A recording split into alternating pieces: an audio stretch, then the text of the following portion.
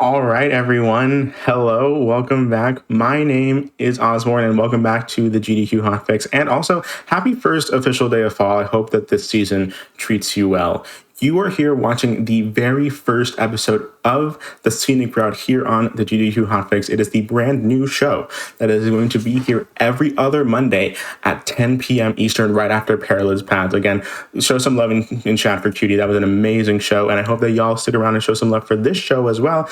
And if you missed out on the brief introduction we had, the Scenic Route is a show that's going to be all about glitchless, no major glitches runs, or runs that just naturally have little to no glitches in them. That's an important distinction because sometimes that's just a normal any percent round, or like the normal run of the of a game just doesn't have a lot of glitches in it, and so that's good for the show too as well.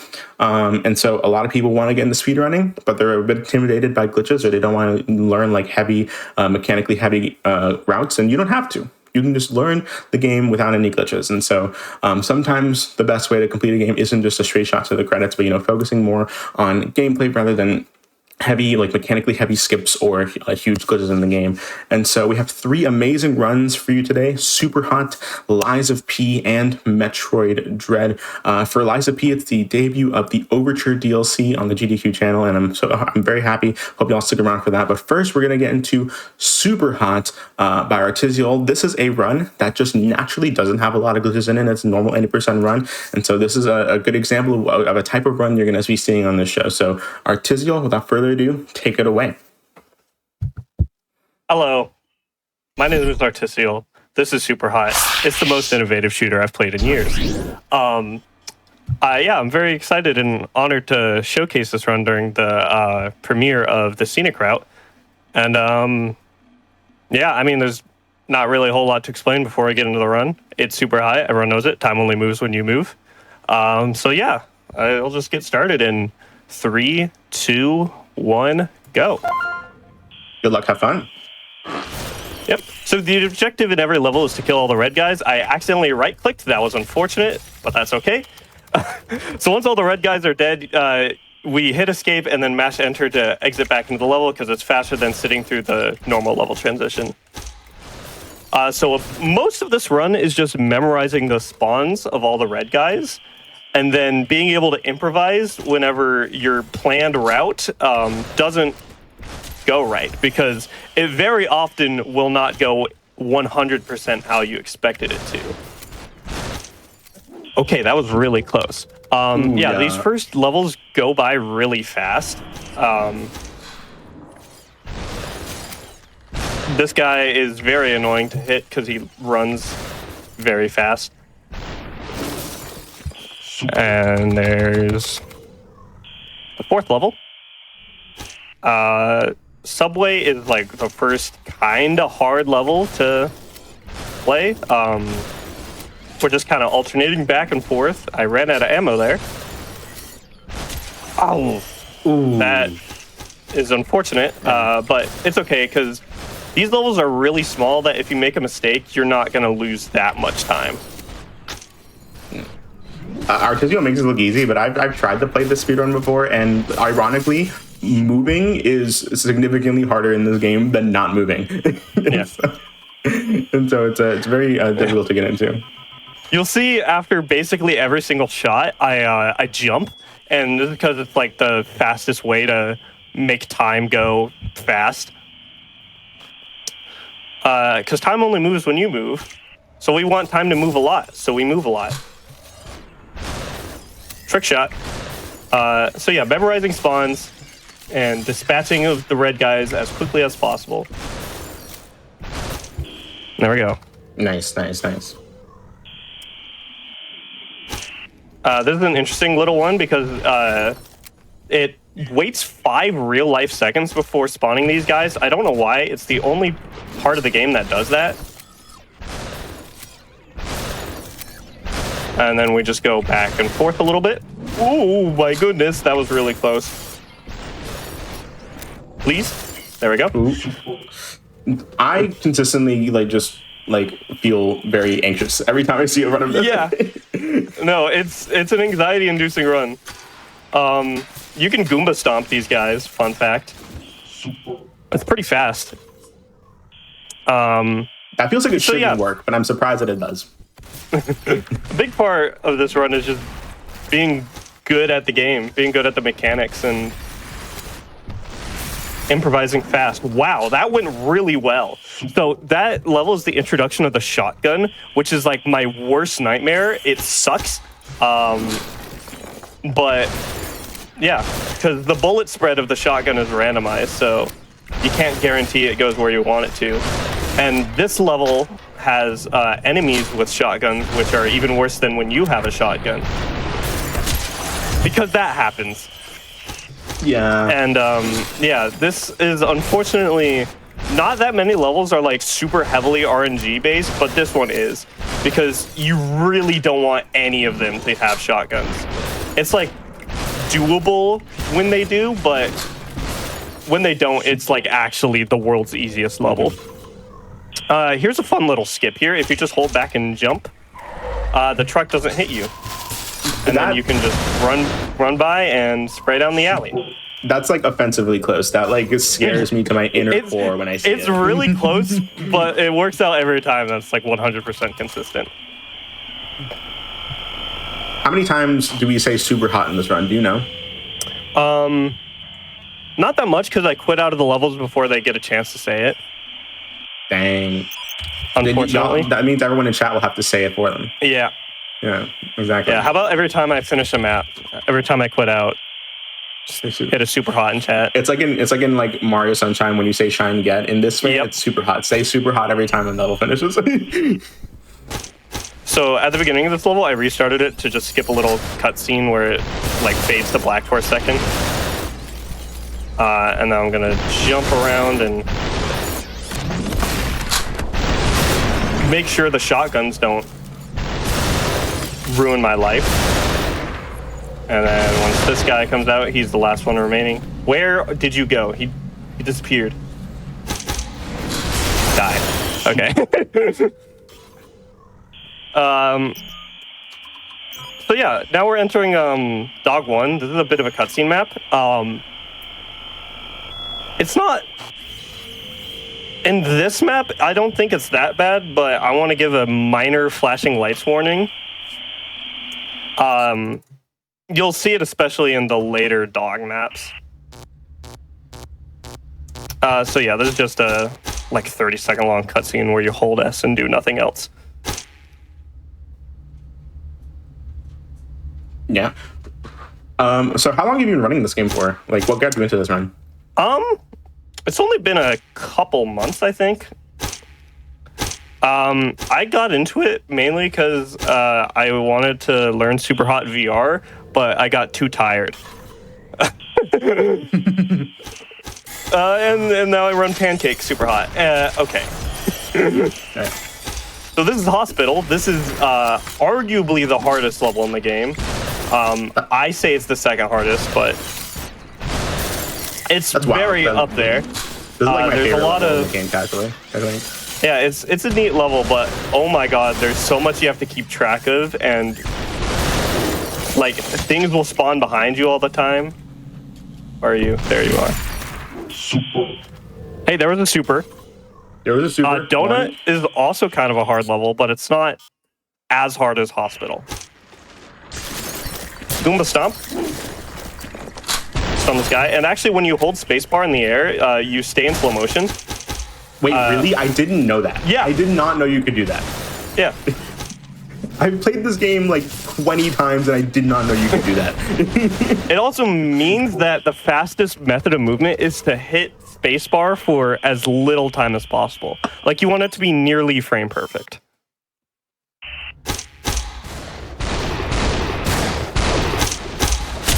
All right, Dog 2 is much simpler than Dog 1. You just run in a circle and then get shot. Old Boy is kind of a fun map. As one does. Yeah. We're going to see some katana action. Katana. That was messed up, what that guy just did to me, I think. So I wait over here for this guy to spawn. Ooh. They call him the master of dodging the blade or something. I don't know. Oh, these guys spawn. If you do it right, you can get them to like friendly fire, but it's like really fast.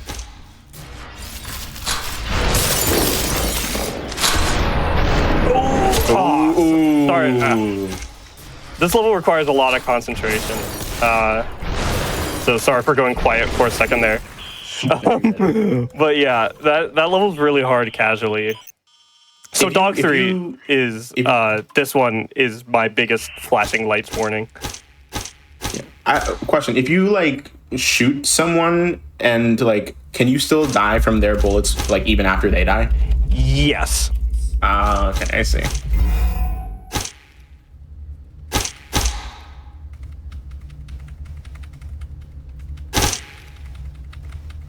Well, while we're here, I do want to remind folks a little bit of an announcement. The Black in a Flash is a community that uplifts and connects Black speedrunners of all levels. They have a very new event coming up in December, which is why I wanted to mention that. And so they host special events throughout the year to raise money for charity and celebrate Black voices in the speedrunning scene. If you want to learn more about that, you go to gdq.gg/BAF and follow Black in a Flash on Blue Sky as well for the latest updates. And I wanted to mention that because they do have a new event coming up here in December for those that are interested. Submissions are actually open right now if you go to gdq.gg/submit. While we're here in this downtime, I want to make sure that folks knew that because we love the folks over at Black in a Flash. Yeah. So if you're wondering why I was in simplified Chinese, it's because of that. Like those texting sequences, they're infinitely faster when there's less characters, and simplified Chinese has the least. Ballroom, I'm gonna go for it. Oh, dude, perfect trick shot. With the katana up there. That was really fast. Meeting is the second of the 3 hard levels. It's mainly hard because of this room right here.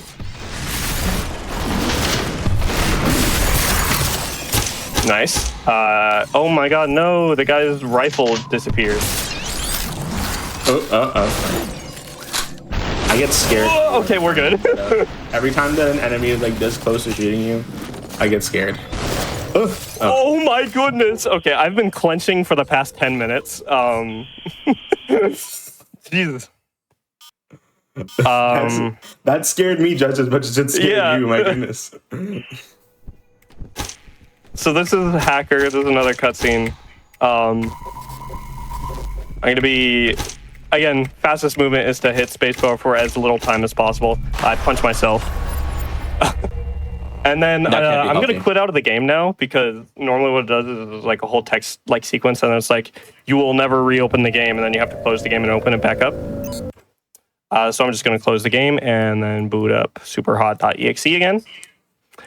So fun thing is I have it open on File Explorer. I'm not rebooting it through Steam because now there's the SuperHot launcher on Steam or whatever, which adds like 20 seconds if you're trying to relaunch the game. So I'm just directly launching the SuperHot exe. Yeah. I forgot that was a thing. So we're going to get a new mechanic shortly. We're going to be able to warp into people's bodies, which is kind of fun. After we indoctrinate ourselves into SuperHot. Yeah, there's going to be like another minute of cutscene from here. Well, I guess while we're here, if you don't mind another announcement here, I do want to also remind folks about the Latin event coming up this weekend, actually. The 4th annual Latin American Heritage Month celebration is coming soon on September 27th and 28th for showcases and speedruns featuring Latin American and Hispanic speedrunners presented by Latinos and Hispanics in speedrunning. So if you want more information on that, you can type !LHS in chat to join the community, or !LATAM, that's LATAM, for the full schedule. I'm the owner of that community, and can I just say, like, the folks over there, the host Blackheart Wings and Rebecca Ari, they've done amazing work, and so really try and check that out this weekend. It's gonna be amazing. But now that we're here, what's going on now? Artisanal? The waiter gave us soup that was too fresh.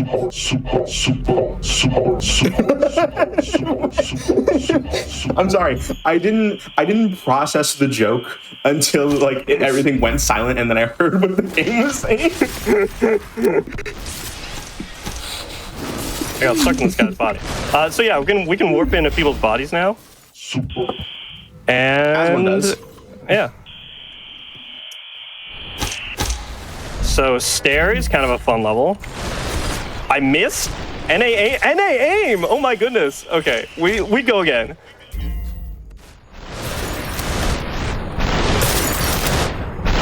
I think the second half of this game is just like some of the best gameplay in any game I've ever, like any shooter. Like no, yeah, these levels are really fun. Honestly. I'm gonna get those. I missed. Okay. So we're gonna warp into them, and that's gonna be the end of the level. Okay, Office is now my least favorite level in the game. It's very not RNG, but there's like 15 trillion shotguns at all times. I think this is the level that I struggle with the most casually. Honestly, It's hard. it's a really hard level. Okay, we made it through. I had to improvise a little bit, but that happens all the time throughout this. Yeah, again, very this run is very reliant on knowing the general route of the map, but but knowing where to diverge also and improvise, which I think is pretty fun. Though it is fun when you hit the pre-planned movement like really cleanly. Station is a fun level. I'm gonna come over here, warp into this guy, and quickly pick up this rifle, and then hold space and hit a trick shot. And that's Station. Train is it's not hard, but it's a little bit random. It kind of depends on the bullet spread of the shotgun of the enemy. That was just unlucky. So I want to get as close to this bullet as I can, and then warp over here and not die. Let's go. So fun fact, this guy does not shoot at you. Oh! Did I finish the level? No, I have to redo it. Oh. I shot at myself, I think is what happened there. That is a little unfortunate. I ran out of bullets again. I need to know what like the lore implications are of like shooting, like transporting into someone else's body and then shooting the original body that you were in because it's now considered an enemy. I feel like there's some implications there that this game kind of glosses over. I don't know. There's a lot of weird things that happen when you transport your consciousness. But at the same time, it is a video game within a video game, I guess. True. If anyone else in chat has like experience in like transporting your consciousness, let us know. Yeah. Any Soma fans? Don't get me started on Soma. I could go on for hours. Okay. So actually, fun fact: we're going into the last like main level in the game, real quick. It's called Lobby. Yeah. Oh, that was a little unfortunate, but we persist. These guys spawn back here. They don't like using their shotguns, but that's perfectly fine by me. And there we go. Perfect. I think genuinely, like, this game has like the most satisfying like usage of weapons, including the katana. Yeah, like really, really good. So this is a fun little map before the finale. It's a straight line. You hop in a straight line. Any hoppers in chat? This is gameplay. We got Bugs Bunny over here. My goodness. Okay. Another big, serious flashing lights warning. Core is really intense because I'm going to be spamming the button to warp into the core a lot, and it's going to be intense.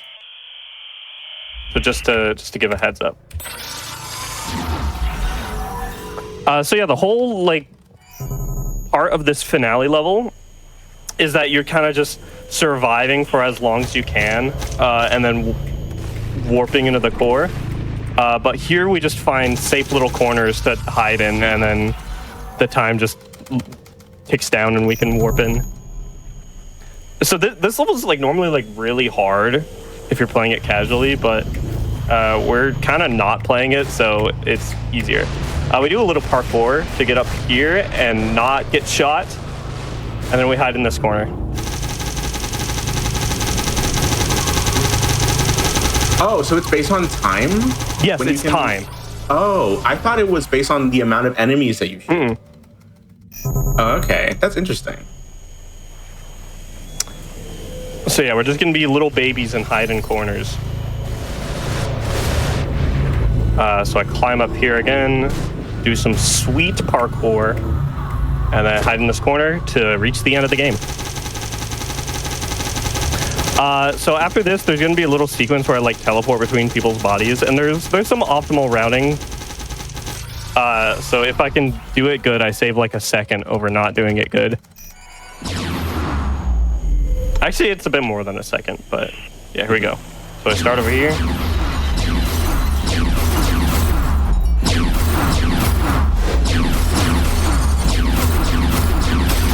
There we go. That was good. Ooh. And now it is safe to look back at the screen.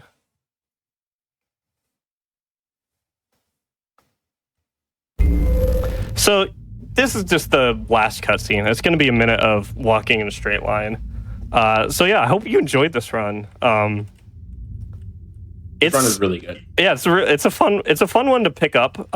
Practicing individual levels and like optimizing them, it's fun. It can be a little tedious at times, especially with some of the more random levels like Break, but still, it is overall a really fun run, especially if you like improvisation and whatnot. I want to give a shout out to Falk, I believe is how you pronounce his name. I don't think that's right, but that's my best guess. He's basically carrying the community with his... He has a really good full game tutorial and is like the current record holder by a minute. Anyways, time is coming up really, really soon. I'm going to hit a swag strat and jump over this bookcase time. GG's. Yeah. That was a really, really good run. Yeah, that's SUPERHOT. It is the most innovative shooter I've played in years. Here's some SUPERHOTs. Really some SUPERHOTs is a treat. Before the credits have to start rolling. But yeah, where can people find you? Well, yeah, you can find me on Twitch. I stream once every 6 months at Artistial.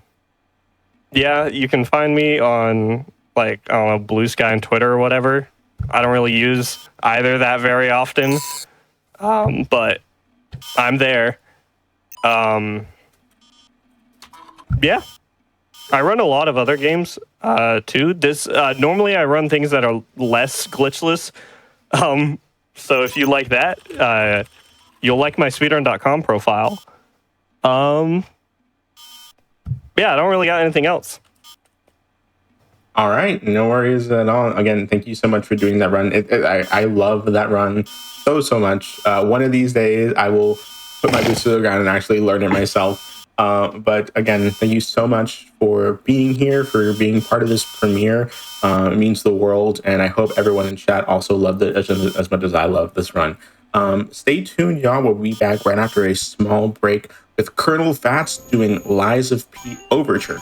The first time we're going to see Overture on the GDQ channel. So make sure you stay tuned for that. We'll be right back.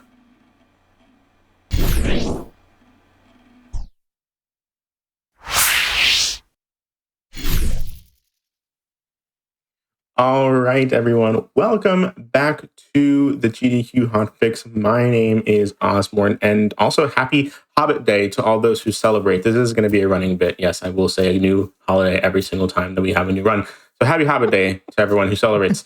I hope you're doing well. This is the first episode of the Scenic Route. First, we saw SUPERHOT Any Percent, a run that just naturally had little to no glitches in it. You know, sometimes the Scenic Route is also conveniently the fastest route. Now, this is a run that is going to be a run that is explicitly glitchless. There are glitches in the game. There are glitches that we use in the speedrun, but this route is specifically glitchless with the intention of using as little glitches as possible. This is Colonel Fats doing Lies of P Overture, the first time we will see Overture on the GDQ channel, and I'm certain not the last. But Colonel Fats, take it away. All right.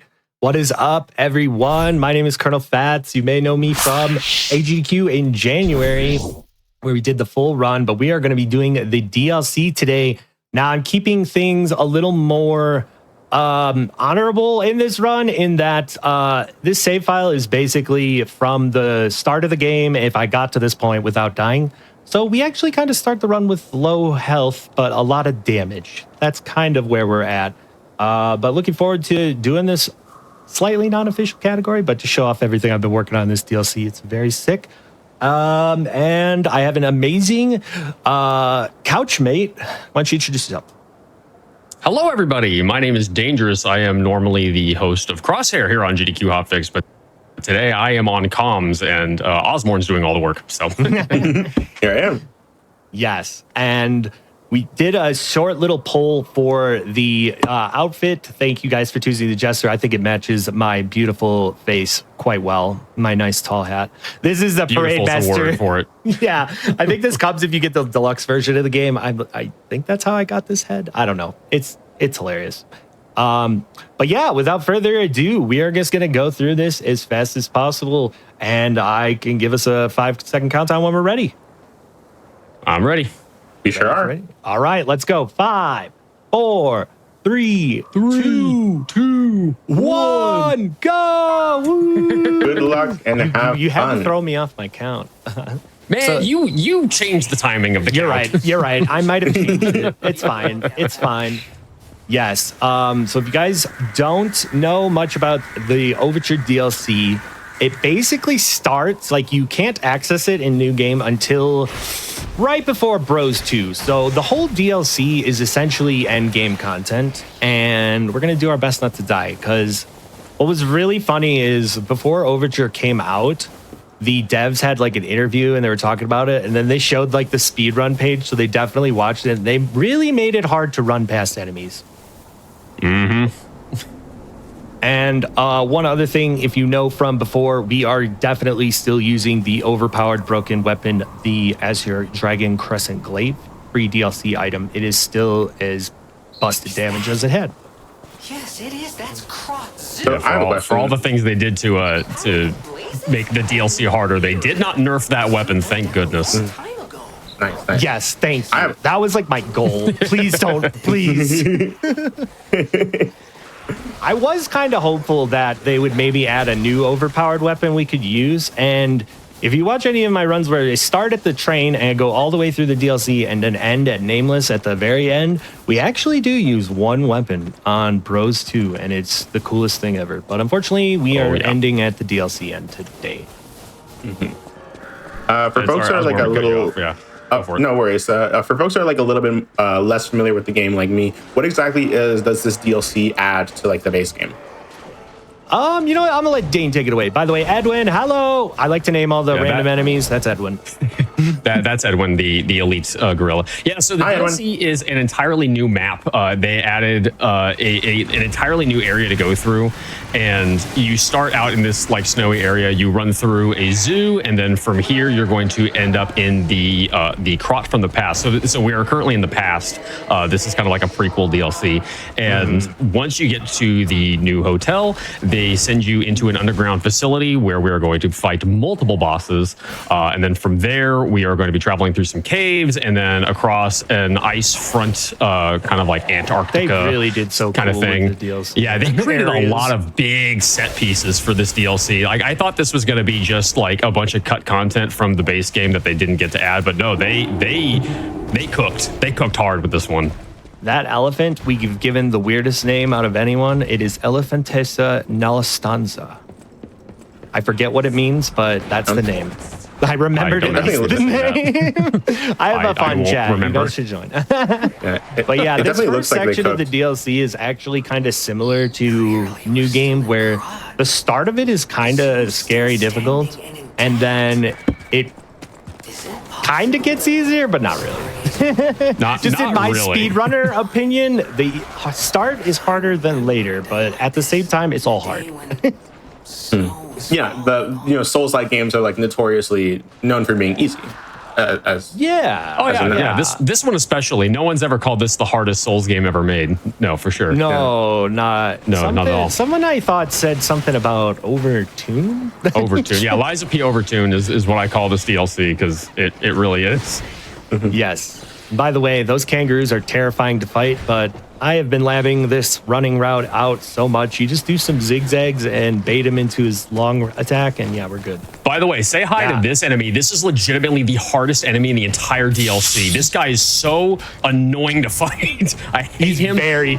Luckily, we can run past him, so it's fine. Yeah, the thing you get is really good from him. So casually, yeah, you should definitely take that guy down. But unfortunately, yeah, it's very difficult. So, and you can't even do it fast. So this is a little different. We are actually grabbing a DLC weapon, and we are going to use it, but not in the way you would think. Yeah, this is the Lorenzini we're bolt. not glitching. We're not glitching. It's not glitching. This is completely intended. So what Fats is going to do, he's going to run up here to get safe. He's going to start running and then use the alt to turn into a rocket ship. And that does burn through a lot of your stamina really quickly, but you can see that there is speed involved in using this weapon. So we're going to be using it pretty much anytime we're not in combat, like fighting something. Yeah, it's strictly movement tech. And yeah, you do the running heavy with it and hold the heavy button down, and then you just start going. There's some weird tech with it. So like if I get too close to an enemy while I'm doing it, the game might just decide, attack that enemy. But luckily it didn't happen there. That's a little scary part.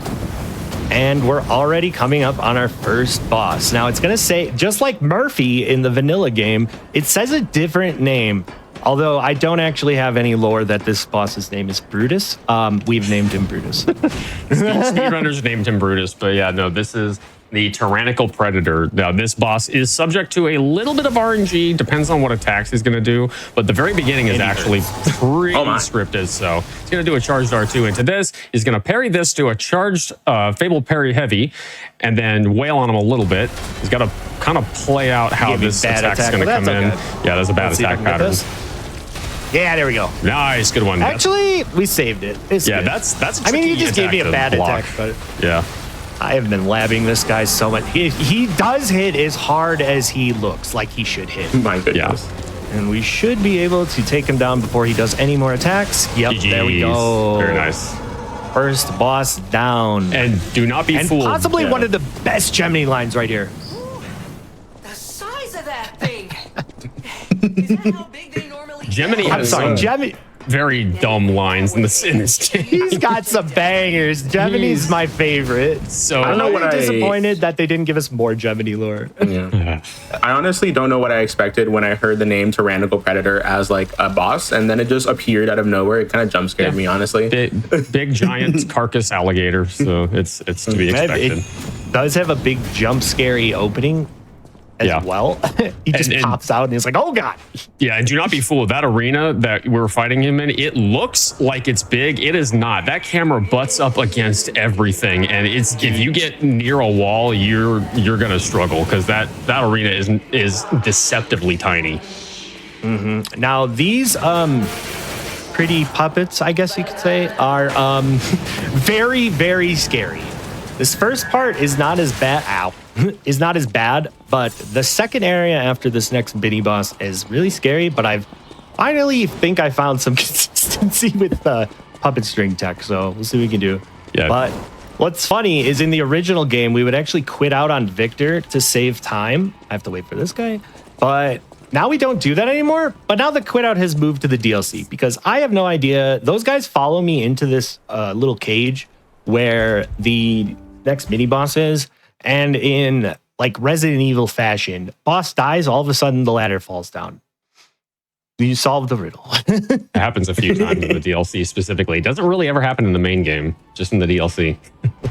All right, this guy is kind of cool. He's basically a Victor Jr., but we have named him Pico. Say hi to Pico, everybody. Hello, Pico. Hello, Pico. Pico's kind of scary. You're about to get messed up real hard. Get him. Yeah, he's charge R2 into another fatal there we go. parry. That's a good one because he falls down. Charge Starts to R2 charge and charge heavy. Does he get knocked? Oh, one more. there we Nice go. try, Nice. buddy. Well done. There we go. He passed a hard punch. Just My like- goodness. Oh yeah. Yeah, he was winding that one up.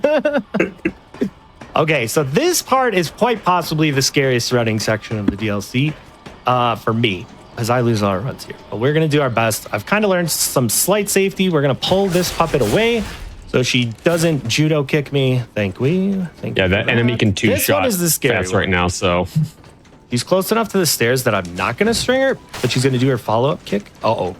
Okay, calm down, lady. Okay, we're gonna be a little safe here. Pull her away. Hopefully she doesn't attack.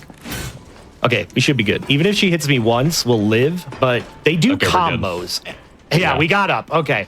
Now He this was on a part- mission. Yeah, she Yeah, no kidding. was wanting it. The one attack I kind of have to roll depending on his angle, of course. It's GDQ hotfix. We got to and get this the is bad the art. part. This is the scary part. So there's 3 of these ladies up here. We're trying to climb this ladder without dying, and we're just gonna go for it. And hopefully she only hits us once.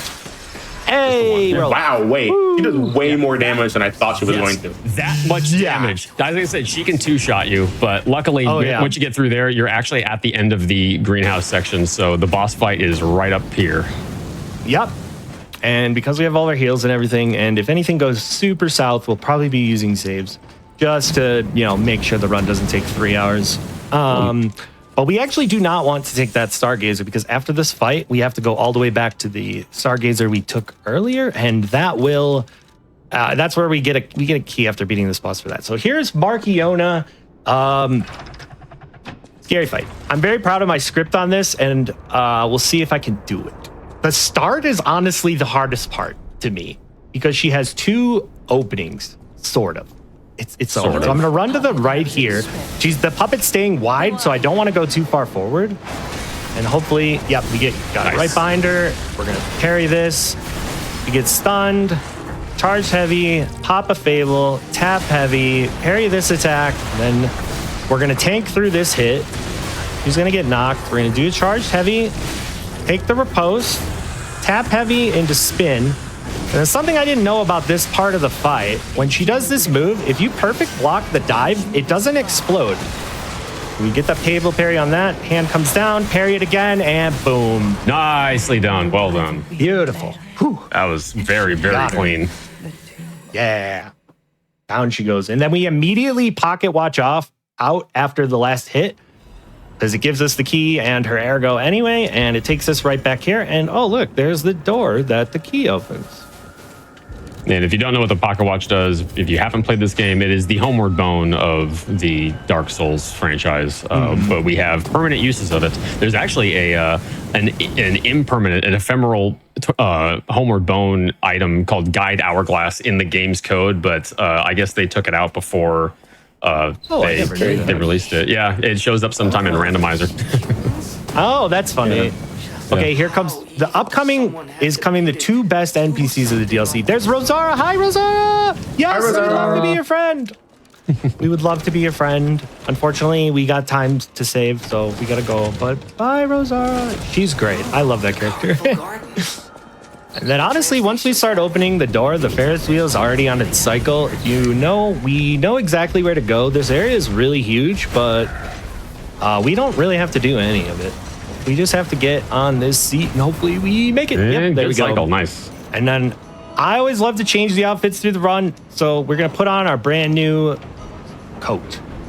Pretty. Freshly earned. Look at my gold teeth. My glowing, beautiful eye. It kind of looks like the moon from Majora's Mask. Oh, yeah, a little bit. Now that you say that. Yeah, you say that. My goodness. I never connected that till you said that just now. Yeah. I honestly just connected it for the first time right there. Well done. So a weird tech that was very recently discovered is, so they nerfed our spinny glaive tricks. We can't use Fable tricks anymore to get across gaps. For some reason, when you're using, we're gonna get horsed. Ooh, unfortunate. It's fine. Yeah, we're not gonna fight anything, so that's the last. The horse was the last damage we could possibly take before we sit. What was I getting at? I lost it. Either way, we're going. I forgot to. Yeah. Yep. You know, just get distracted by getting hit and all of a Fable sudden- tricks. They nerfed all the Oh, Fable tricks. yeah. So if you try to do the spins we used to do in Arch Abbey with the triple spin from the glaive, also stealth mode, guys, shh. Nope. Is someone there? No, no one's there. No one's there. Go, get on the tram. Get on the tram. Go. Okay, we got on the tram. We're good. Yeah, we're good. Okay, so if you do the glaive spin to try to get across the gap in Arch Abbey like we used to do, you just sink like a rock. Also, unskippable cutscene. Can't do anything here. Very pretty cutscene. You sink like a rock. For some reason, when you're running with the bolt, it gives you that same like rock falling speed. So I found places where we can actually use that, and falling to Veronique is actually a very good spot for it. So you'll see we just sink. And also, here comes the second, or I don't know, one of the other best NPCs in the whole game, in my opinion. Right here. Look at the kitty cat. Oh my god. Spray. I love the cat. I know. And chat, you can pet the cat. A speedrunner sadly don't unless you're doing pet the cat %, which is a category. That is a but category, I have yes. not run it. So where are we now? Oh, Funny you I should don't ask. know. Also, Yeah, our wow. hair while we're going down the elevator. Just want to Oh, point it's that out. beautiful, right? Beautiful. Yeah. The hair raises my, or the wind raises my rope hair. It's beautiful. So now that we're at the bottom of the elevator, we have conveniently ended up at Hotel Krot. This is basically our Firelink Shrine, but we are now in Hotel Krot in the past. This is actually not normally where you would enter it in the base game, but we are. This is kind of like I think our that main staircase hub. is blocked. Yeah. Yeah, So some of the staircases. Yeah. Yeah, so because I'm doing an honorable speed run, we are doing the route as if we started from the start of the game, which means we actually go back to the present because none of the vendors in this hotel sell infinite Fable catalysts, and we need a lot. So I'm going to go buy those. I forgot a little safety because I always get distracted by spring, so I'm going to pop Marchiona's soul, get a couple levels in health, just to do that.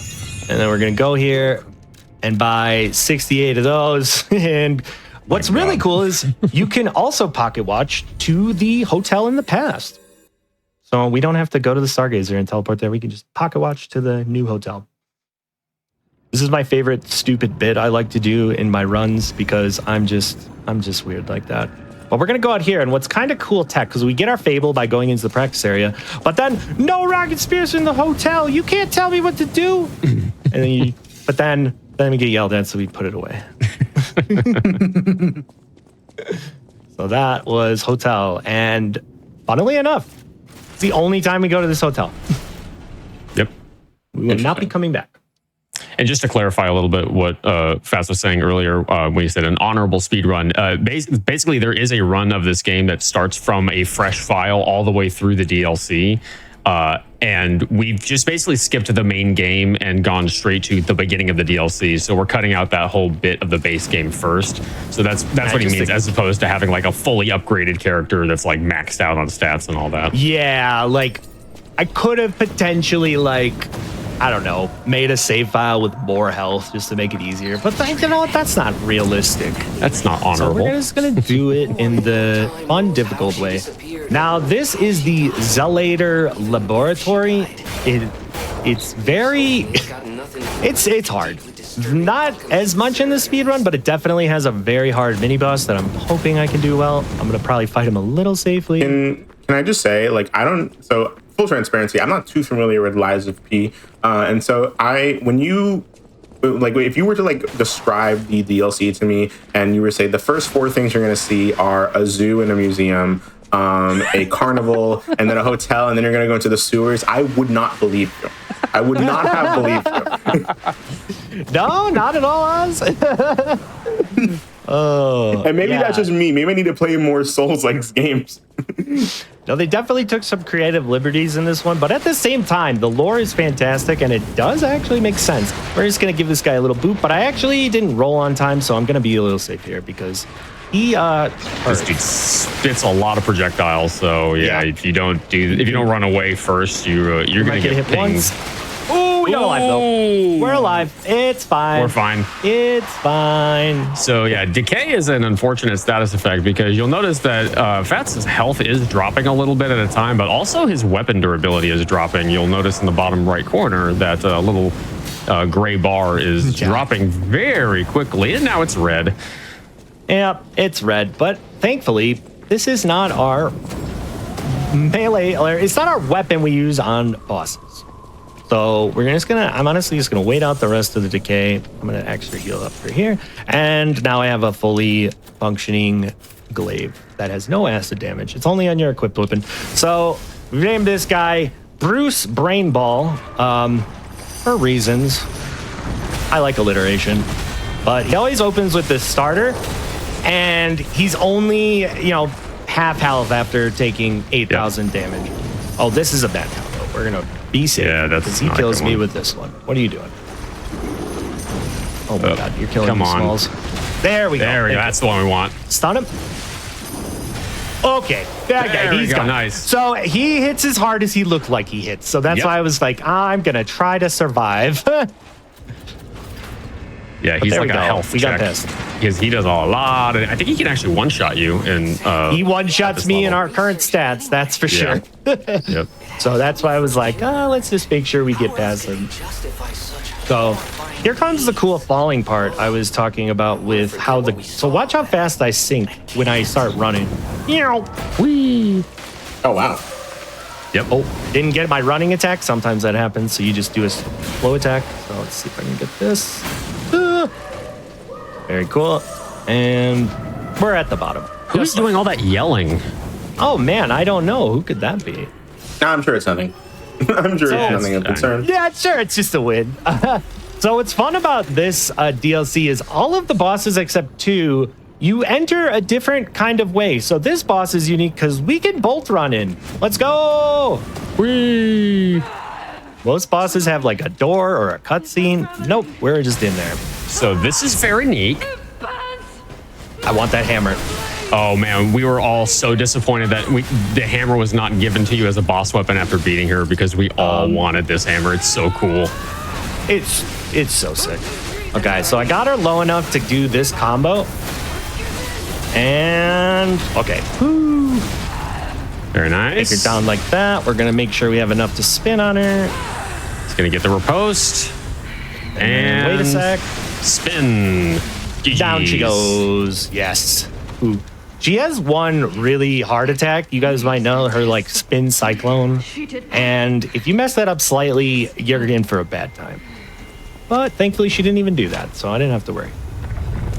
Yeah, Veronique's moveset is actually a hybrid of 2 of the main game bosses, but just slightly altered. And she actually steals some of her moves from Nameless Puppet. Yeah, so, which is remember Nameless the Puppet? final guy. Yep. He might have been the only one to take me down at GDQ. But here comes another long elevator. So I think it's time we retire a parade man. No. Because now I'm a goat. Battle goat. Battle ram. So Let's go. Now we're wearing Veronique's outfit, so. Yeah, but why not? For fun. Got to show off some of the cool costumes. We definitely don't get all of the costumes you can get in the DLC. So, yeah, it's pretty slick. Funnily enough, though, we're like taking this long elevator, but I don't think we're actually going to be out of the laboratory yet. We still have one part of the lab to go. There's still like a little less than half of it to go. The lab is actually a really long section. I'm going to mess him up. Just kidding. What's up, dude? This is, you might recognize him. It's Alidoro. Yep, the real Alidoro. Oh, wait, is that a spoiler? Oops. I think people can know. It's like see it. It's the dog from the main game, but his voice is different. Whoa, who's that? Yeah. So what's nice is since the DLC was added, they've added the ability. I mean, at this point in the game, normally we would have the ability to level up at all Stargazers anyway. But the DLC actually added that you can do it at any Stargazer from the start of the game now. Which, thank Hopefully goodness. I killed that guy far enough away. Yep, I did. Nice. If you kill that guy far enough with the spear, you can get to this lever before that guy's close enough to say, there's too many enemies too close. Yeah. So thankfully we got past that. And this is crazy how, when I first was like labbing the speedrun, I was kind of surprised at how much we skipped just by going exactly where we need to go. Like this Also, area over there Ozmourn, is huge. I got a math problem for you. What's one carcass divided by 2? One carcass divided by 2, that would be 2 half carcasses, no? One would think. It's that guy. Greg! I see. What is his head in? It's a jar. A jar. It's a head in a jar. Of what? Oh, no, of what? Of A jar liquid. of what? Okay. It's a jar of liquid. What liquid? I'm going to hold you to this. It's mystery liquid. Yeah. I see. I see. I don't think it's ever actually explained in the lore what it is. Oh, he just like that? Okay. Don't chill. think Yeah. so. All right, so we're gonna hopefully get him with this weird sort of script I have for him. Well, we're gonna buff up, we're gonna slap him, he's gonna slam down. I'm gonna do a charge heavy, hope it stuns him. There we go, do another one, and then finish him with a spin. Spin, very nice. Beautiful. That was clean. And you got high rolls on like a lot of those. Yeah, hits, too. I didn't even know. I might not have needed a spin, but we'll just spin on it. Take it down. Oh, yeah. I remember I rated Eliza P. streamer, and she named him Mountain Dew. And then when he goes phase 2, he's code red. So it's perfect. That's so good. I forgot about that. I think it's like Chloe from the Firekeepers. That was genius. Can I just shout out, the first time me and Colonel Fats met was when we were setting up our games at GDQ 2025 earlier this year. And I do find it impressive how far you've come with this game and how well you've been routing this category. This is a really fun run. Can I just say? Thank you so much. It really is. Yeah. I'm glad you're enjoying. Yeah, no, that was so fun. It was crazy. That was my first ever GDQ appearance. Because I was gonna go even if I didn't get in, and then I got in. I was like, whoa, what? This is crazy. But yeah. So now we're in the mines. Yeah, this seems a little more of a logical leap, I guess. Maybe. Yeah, Sewers to It's not a mines. carnival. Yeah, there's mines in Elden Ring, so it's a little closer to the Souls setting kind of thing. One thing I will say about this bolt, if you get to full speed with it, and this is a non-upgraded bolt, yeah, I have a lot of decks, but the fully charged sprinting attack is crazy. I actually think I want to do a run for fun, just using it for the whole playthrough. I think someone else was saying that. That'd be fun. Sounds good. And here comes a new trick I literally discovered this morning, so I'm gonna see if I can get it. We can string up to this guy. Nice. And then hopefully we dodge the rock. So Clean. yes, that went as good as it could have. Very nice. Go. Very nice. Okay. Brand new tech, by the way. Yeah, literally learned that this morning, and I'm like, whoa, that's sick. Okay, hopefully he doesn't. We're gonna pray. We're gonna pray. Miss. Oh, he missed. Thank goodness. Nice. Because yeah, as you can tell, those rocks do like half my health. So he probably was gonna kill me if he hit me there, but we got through it. And that's why this is called Lies of P Overtune. Overtuned.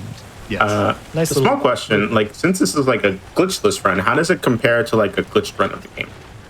So we actually have a crazy good example because Blanks, super cool GDQ runner himself, has been doing glitches of this, and the glitches are ridiculous.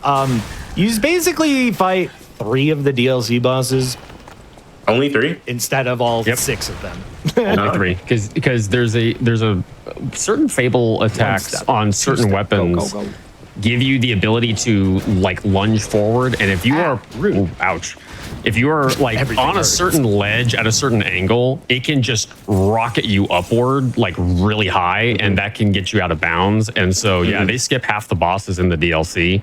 I see. And Blanks is like the only one who's got the gumption to actually run that. Because I looked at it and I was like, yeah, no, if I'm gonna run this glitchless because I can't do those skips at all. It's the pogos he's doing are incredible. That's the whole point of this category. Whole point of this category. Whole point of this show. If you don't want to do glitches, you don't have to. We get to see more of the game, more bosses.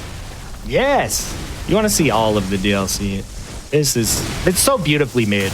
Like the story, oh man, I'll admit it, I cried. Also, we've named that Peter Drill. He's got a big drill. Peter is the random part.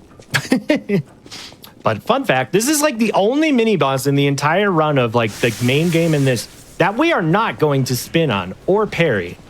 What? We go fast enough, we can catch up to him and do a plunging attack. And then we just back shots. Down he goes, and we're gonna take the riposte. I use electric here just because it does more damage. Technically, you don't even need it. But more damage, faster. Yeah, you can completely stun lock that guy, but it is faster to use the electric, so. Yeah, so after those two mini bosses, we have a little running section where basically nothing much is going to happen. And then we're going to fight, in my opinion, the hardest speedrun boss of the DLC. And people who know the final boss might be like, really? Yeah. The final boss is actually phase 2 scripted. Yeah, the final boss is cool like notoriously difficult from a casual perspective, but Bats here has managed to completely script him, so it's actually like not that scary anymore.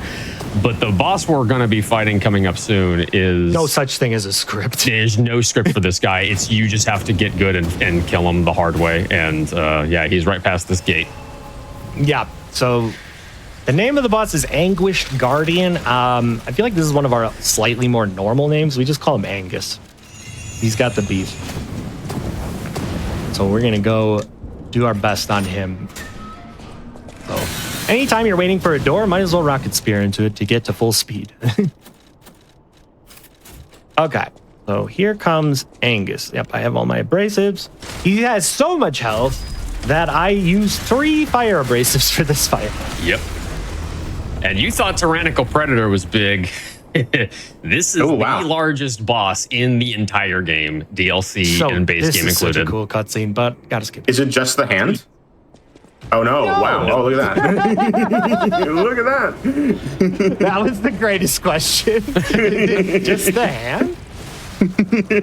He's like, I like Smash Bros. It's not that hand. So he has a plethora of attacks.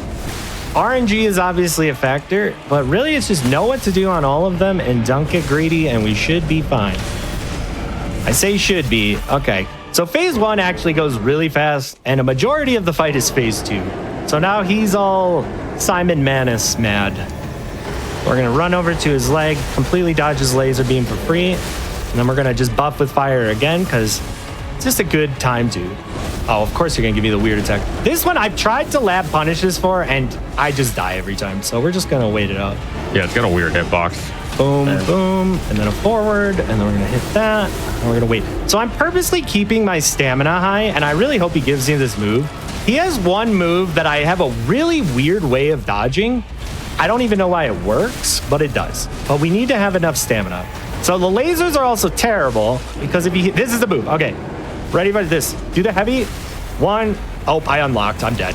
What? Oh, no. What happened? I unlocked. I got too excited. Apparently. Nuts.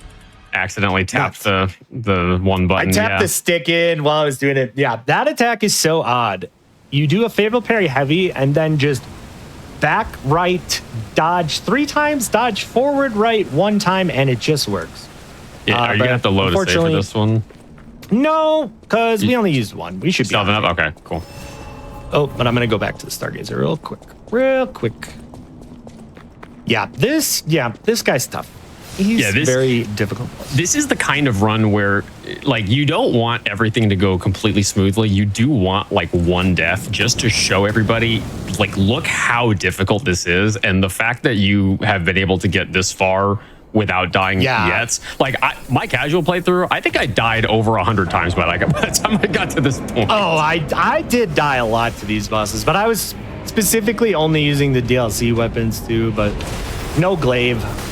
Glaive is still pretty busted. It is. Okay, and then fun fact about this particular boss, you'll notice that every time Fats hits him, his horn lights up, and he's got the one horn on his head and the one on his left hand. Those horns actually only break after a certain number of hits. They don't break based on the amount of damage you do. Yeah, it's not damage. So if you throw a saw blade at them, saw blades, they do very little damage, but they hit like 14 or 15 times per saw blade. So if you just throw a few saw blades, you can actually break the horn pretty quickly, and you can do extra damage that way. 1, 2, 3, 4. There we go. Dodge. Well done.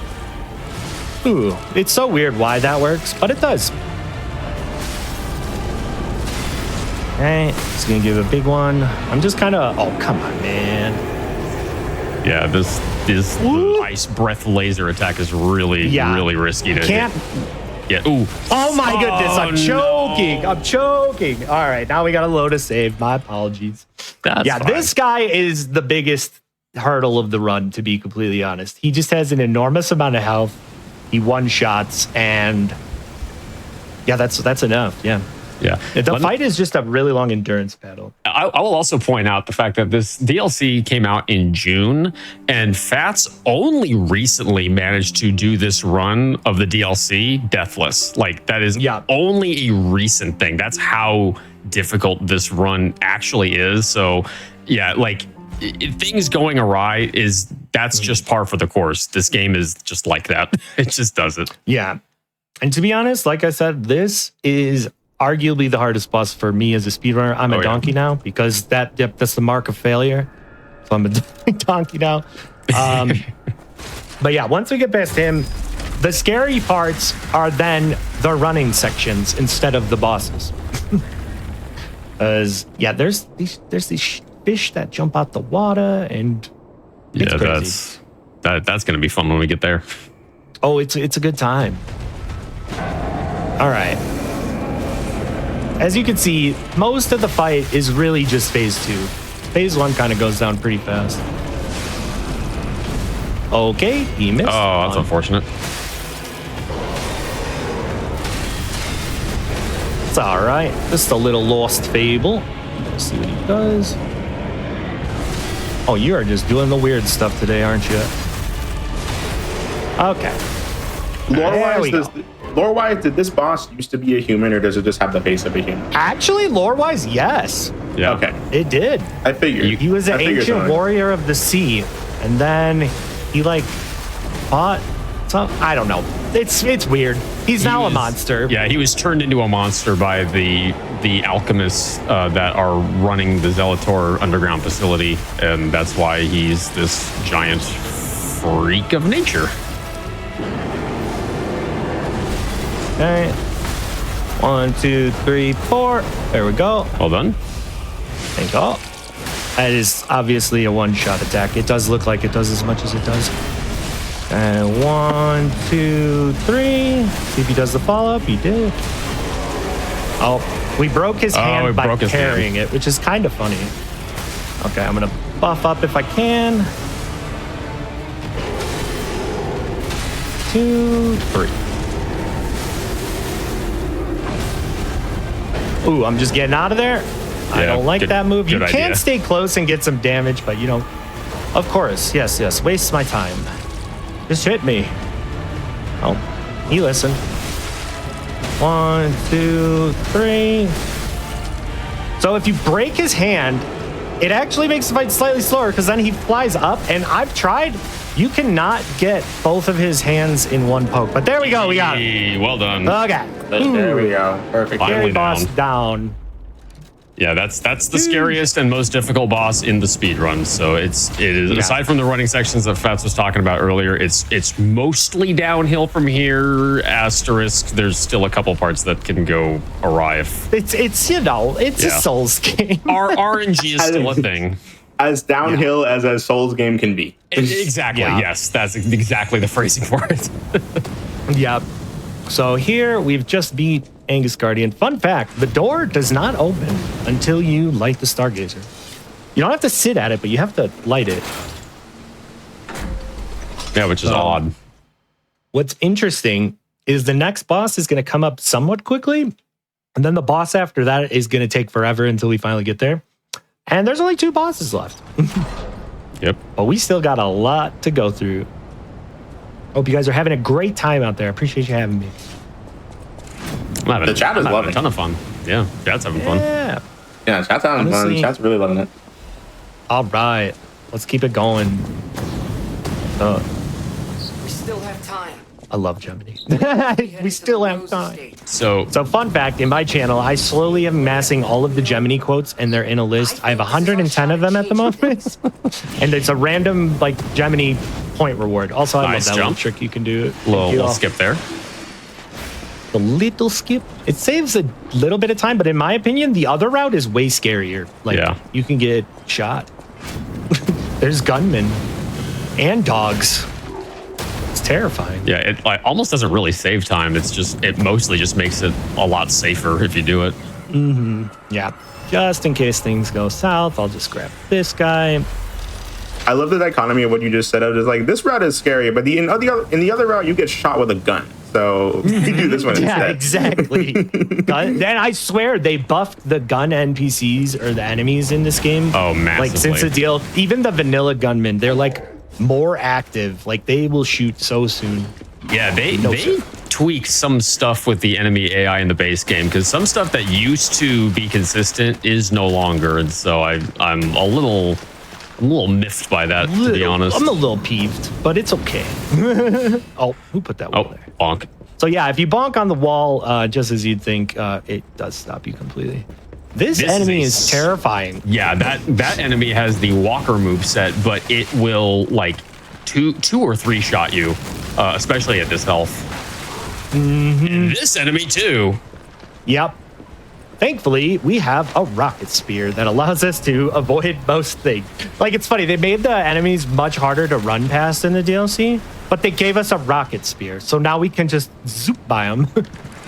But it's kind of scary because then your stamina really goes away fast. Oh, also, Baldur's Gate 3 fans in chat. Any Baldur's Gate 3 fans? Baldur's Gate 3 fans. Woo-hoo. If you are a Baldur's Gate 3 fan, you will appreciate this boss fight right here. Well, you might not recognize his voice because he's kind of going to sound really silly. Because one of the things they added with the DLC is giving us the ability to mash through dialogue really fast. So well, you'll hear him during the fight. Oh, that's true. You will hear him during the fight. But yeah, that is Lumacchio, and he is voiced by Neil Newbon. Yeah. The plan with him is at least how I do it, is I perfect block his combos and then Fable parry the last. Because if you miss one, you lose Fable, and I need that. So I'm going to just give him a big ol' hello. And he's, spoiler, sealing his fate right now. Very annoying thing about this fight is... Oh, no, I did hit him. Nope, you got him. Very annoying thing about this fight. So much faster than you think. Yeah. He heals twice during this fight, which is a very annoying thing about it. It's just rude. Yeah. Fun fact with this boss, like a lot of, once we get to this point, we should be in the clear. Should be. But he's going to jump at me and he's going to miss. He's going to jump at me and hit me early. He's going to delay hit me here. And then I'm going to do a charge heavy into a charge heavy. And then he always gives me this specific combo. Parry light, parry heavy. See ya. GG. Thank you, Uncle. And he's like whining, and you can talk to him and get some dialogue. We don't need to do that. Yeah, you're supposed to just talk let to him just sit there. Yeah, and like you have the option to kill him or let him live, and if you let him live, he dies anyway. So. Yeah. He's one thing that I love about Souls games is that every now, like the majority of the bosses are like huge creatures and monsters, and then every now and again you just fight like just a guy. Just get dude. You just get a guy. An NPC boss, as we call them. Yeah, it's a nice little thing that you get a little variety in there. So you might not have noticed it right away, but there is a pirate ship, I guess, shooting flaming cannonballs at me. And as long as I keep moving, I should be fine. I've honestly, other than casually, never been hit by them. Also, why is the ice already like super broken? I was about to say that. Wait, what? Has that ever been like that? Well, I knew there was a hole in the middle, but we had our "that's never happened before" moment. Yeah, that was gotta weird. say it. We gotta say it. Every episode has to have one. It has to have one every episode. Did we have one in SuperHot? No, but you got the one for this episode, so you're good. Yeah, Oh, so okay. we got the first one of Scenic Route. Woo! You're welcome, Metroid Dread. Exactly. No pressure anymore. Exactly. Yeah, so Lumakia was actually the second to last boss, and we are on just a long journey to get to the final boss. But if you're like full clearing these areas, they really made this DLC tough. Yeah, no kidding. Every enemy here is basically Arch Abbey level difficulty or higher, and it's dangerous. Yes, And unfortunately, Yep, it is he. it is me. We're gonna go right, go left, do a little juke on that guy. I have gotten hit there. While we're doing this long running section, Oz, if you want to read off any announcements, now's probably a good time to do that. Yeah, of course. Well, if y'all are curious what's going on GDQ Hotfix every week and every day, you can check out this week's schedule and explore our full season lineup at gdq.gg/hotfix, and also you can pull up ! schedule to show you the schedule for this week. And if you want to catch up on past Hotfix shows, special events, and all the other GDQ marathons and events that we do, over on youtube.com/GameStoneQuick is where you'll find those. And if you're watching this on YouTube, do not forget to like the video and subscribe and turn on notifications to stay up to date with GDQ. And if you generally want to get more involved in the community, you can also join the GameStoneQuick Discord and add the hotfix role to stay in the loop on upcoming events, and chat with staff, chat with the showrunners, all that jazz. And so you can use !Discord and Twitch chat for an invite and more info. So if you want to keep up to date as to all the times that we're going to be seeing this show every other Monday at 10 p.m., you can join our Discord and keep up to date there. All right, awesome. So here is the Leia run. We have been basically following her we're following in her footsteps, and we finally caught up to her. And this area is like designed, you're supposed to like use her to help this, area full of wolves, scary wolves. Oh my goodness. Oh my god. We're fine. We don't even need to kill him. We just need him out of the way. Okay, we're good. That's probably the scariest part of this running section. But yeah, because you're supposed to use Leia, they throw an absurd amount of enemies in this area. Thankfully, we have a rocket spear that helps, but at the same time, there's a lot of those wolves. And wolves in the vanilla game, not so bad. Wolves in the DLC, awful. Ooh, they are out. They do so much damage. Again, Lies of P overtune. I cannot say it enough. For this first episode, I thought it was going to be like a variety episode, and it still is, but I do realize there is one secret theme, and that is 3 games that'll just have you clenching and holding your breath for 3 straight hours. Yeah, your first episode of Scenic Route was another episode of Game Over. Real, actually. Extremely difficult runs back to back.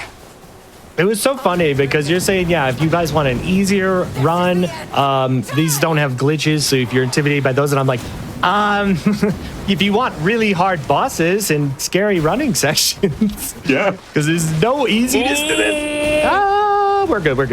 Ooh, that was scary. Yeah, man. All right, one more bridge and we're good. Just like, Leia, fight him or something. What are you doing? Yeah, we just gotta get past this bridge and we're in the clear. Let's make this quick. I have actually found out you can get hit by this guy. I thought you could just never get hit. Okay, nope, we got past the scary Leia section. Whew. Yeah. There may not be glitches in this run, but it do be a hard game. No, for sure. But for sure. A lot of people equate like Glitchless to being easy, and that's not always the case. Oh, not. That's hardly ever the case. Usually playing games glitchless is like sometimes harder than doing the glitches. Right. At least playing at a top level. So. All right. So you probably missed it, but in the dialogue where I was super mashing through, we gave Leia the key I have. I'm going to take the Stargazer because this is a long run to the next mini boss, and if we die, we are before the Leia run. So I'm going to take this. Oh yeah, Gemini has dialogue there. I forget. Yeah, I'll just take it. We have someone in chat that said, wait, go ahead. Oh, I was gonna say we're also skipping a lot of the cutscenes. One thing we hadn't really talked about: some of the cutscenes in this DLC are extremely graphic and gory, and it's not your fault, Leia. Like there's some really graphic stuff in the DLC. So if you're a fan of blood and gore, this DLC is great for you, but even more so than the base game. But we luckily can skip most of that. Obviously, we're running past a lot of corpses right now, so we can't avoid it entirely. But yeah, sorry, Oz. What were you saying? I will just. Oh yeah, Oz. Yeah. No, we had someone in chat say glitches make it easier, but glitches are hard to do. And it's just like, yeah, that's true. You like trade one type of difficult thing for another. You know what I mean? Exactly. Yep. Exactly. Well, I've been practicing this. I despise this mini boss. I don't know what my deal is. I just stink at parrying him. So I'm gonna just make sure he dies. He's giving me a nice combo. So he's gonna run up, swing. I'm gonna do a charge heavy, and then I'm gonna back it up instead of hitting him again because he's scary. Good attack. Yeah, this is a variant of a mini boss, like a little elite enemy from the base game that I call the shock goblin, because when it hits you, it deals shock damage. This variant deals decay, which that's the thing that drops your health and your weapon durability at the same time. It's great. Love it. I can't even lie. No, it's horrible. It's yeah, he's hard. He's hard to fight. Bad. Yeah, but we got past him pretty good there, so we'll take that. So now here's a neat little run. You just come up here. Oh, thanks for opening the door. That guy's actually really fun to fight. I like fighting that dude. The Rolly dudes, yeah. He's so much one fun. in the Zelator labs that we yeah, there's a couple. They're fun. They're cool. Yeah. Normally, if my health is fine and my air goes fine, I would just not grab this. But we're just gonna do a little marathon safety because I don't know. I don't really want to load saves here, especially in a running section. But yeah, this is the Monad Charity House. If you know any bit of the original story, we're finally here. This DLC is very sad, and the lore is amazing, and I think it's like a perfect like finish to the first Lies of P. And we could do Lies of P too. But like I cried. I'll admit it. It's very sad, but it's very good. See if I can do it. Oh yeah! Nice. The rocket spear is not easy to steer. It's really not. This thing is like clunky and hard to control, so that was impressive. I've been practicing my non-bonks. If you know what this shouldn't have said anything. Shouldn't have said anything. Jinxed himself. All right, but we are coming up, guys. This is like the final running section. There's one mini boss left, and there's one final boss left. So get ready. I just like to equip these because weirdly enough, the mini boss is behind a secret Scooby-Doo wall over there. So these enemies will actually get in the way. So I kill them just to make it easier, and we'll keep going. This part has an absurd, obnoxious amount of enemies. But I found if you just run this perfect route and get this guy to do an attack, hopefully not the one that might hit me. Ooh, almost. Holy cow. No, you know what? He did the one attack that might hit me. You know what? He heard me. That's clearly what happened. He luckily didn't hit you, but he almost did. Wants to give the audience what they want. You know? Yeah. Who's sweating? Looking out for the people. Okay. Do the bishop chess piece lever because that's what all charity houses should have as their design. So someone in chat said final boss is going to make 0 sense lore-wise in this run, and that is true. However, you are still going to get to appreciate just how cool this boss actually looks. Like he is awesome. Such an overtuned and annoying boss, but he is like the coolest looking boss in the game, like by far. His design peak. So and he's right past this mini boss right here. Here's our last mini boss. He usually starts with this, which is good. Ooh, good attack, getting nice. Aggressive. Yeah, that's actually rare for him to do that. Yeah, I'm like, I could have tried an attack, but I didn't feel like trading. Oh, yeah, there we go. We have made it. You want to do the animation? I didn't really explain how the animation cancel works. But basically, we've been using it to get through doors faster. Because usually, P has a cutscene or like an animation where he like walks through the door and then does a pose. And we want to skip that. It's slow. I do love the fact that they're like, hey, this is the final boss, just so you know. There's kind of a nice little warning, like, hey, you're about to beat it. Are you sure you don't want to you want to go look for more stuff? Okay, so this save is missing a throwable, but that's fine. It's not necessary. So if you guys know, this boss is very difficult, but as long as I do phase 1 well and don't mess up phase 2, it should be really cool. So wish you luck. And time is going to be coming up as soon as he lands the last hit on Arlecchino, the Blood Artist, our final boss right here. Yeah. I'm going to run up and immediately acid my weapon. And how I have scripted him, sort of, is perfect block his attacks and then Fable Parry Heavy the last, pretty much like Lumacchio. But there's some weird nuance that's hard to explain. You want to see his 4-hit combos. If he gives you the 5-hit combo, you slightly alter. Okay. Go down. Goes that phase. I kind of... Yeah, that's fine. It should be okay. Okay. And honestly... Human is only truly honest. Okay, nice. It's okay. We have enough health. Okay. Here we go. All right, here we go. Second phase. 1, 2, 3, 4. Wait a sec. Pop the electric. Okay. 1, 2, 3, 4. Dodge. Delay heavy. 1, 2, 3, 4. I parried too early. Uh-oh. Yeah, it's fine. Well, I'll just accept my fate. Yeah, you guys got to see the full parry.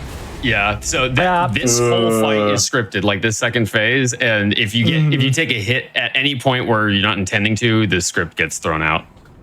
So yeah, the big issue with that is essentially we end the big parry sequence. Just go look save, it'll be faster. We end the big parry sequence with tanking a hit because we have no stamina. Where's my save? Where's my save? Yeah, Fats is loading a save file from the menu. That's why we're staring at the main menu right now. Yes. All right, let's try this again. Okay.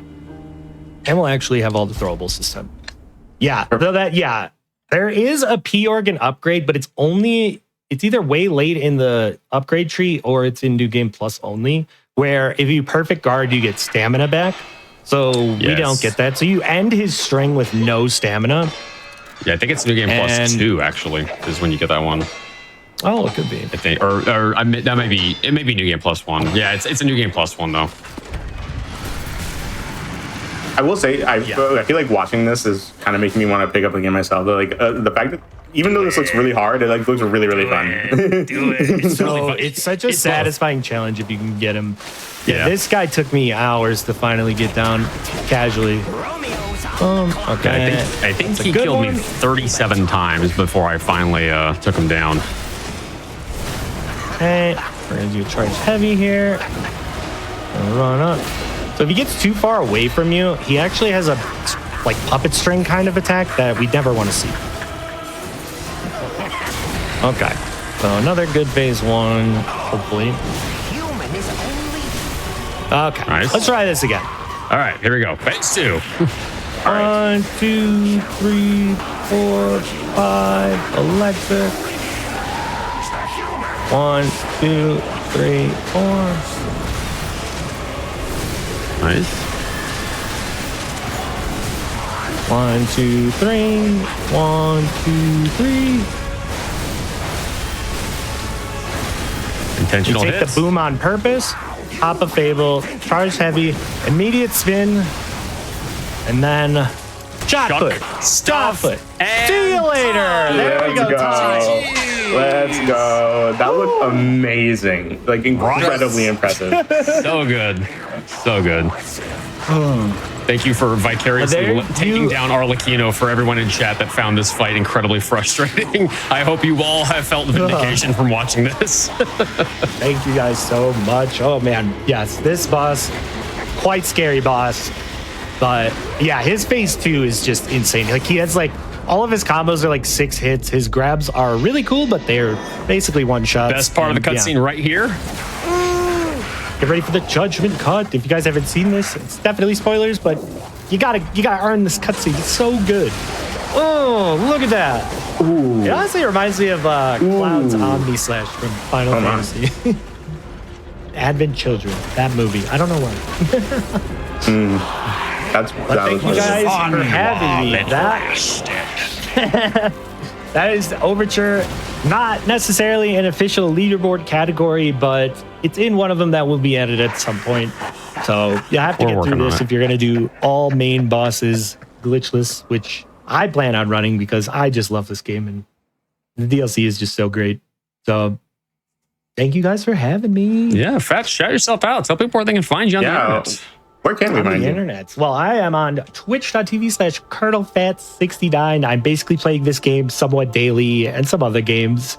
I'm also on the Blue Sky. Just look up ColonelFats69. I'm actually an artist as well, so I post my daily art there, as well as some cool clips and tricks. And then also ColonelFats69 on YouTube. I'm putting out guides, boss strats, and routing. So if you want to learn this game yourself, check out my channel. I'm up to Swamp Monster. So the next one is Illusions Lady in terms of my boss guides. But I do have a full 3-hour video for any percent glitchless if you're looking to learn that. And yeah, that's about all. All right. Thank you so much for that amazing run, Colonel Fats. That was an amazing showcase for the debut of this DLC on the channel. And I think people are definitely looking forward to seeing more of you on your personal streams. And I am sure we're going to be seeing more of Liza P on the channel in the future. And so a wonderful taste for what's to come. So with that being said, we're going to be right back after a short break. And we're going to be getting into the last run of the night, which is Metroid Dread NMG. You saw a run that just naturally had no glitches in it. You saw a glitchless run. Now we're going to see a run with a little bit of glitches, but still restricted. So make sure you stay tuned for that right after the break. I'm so excited.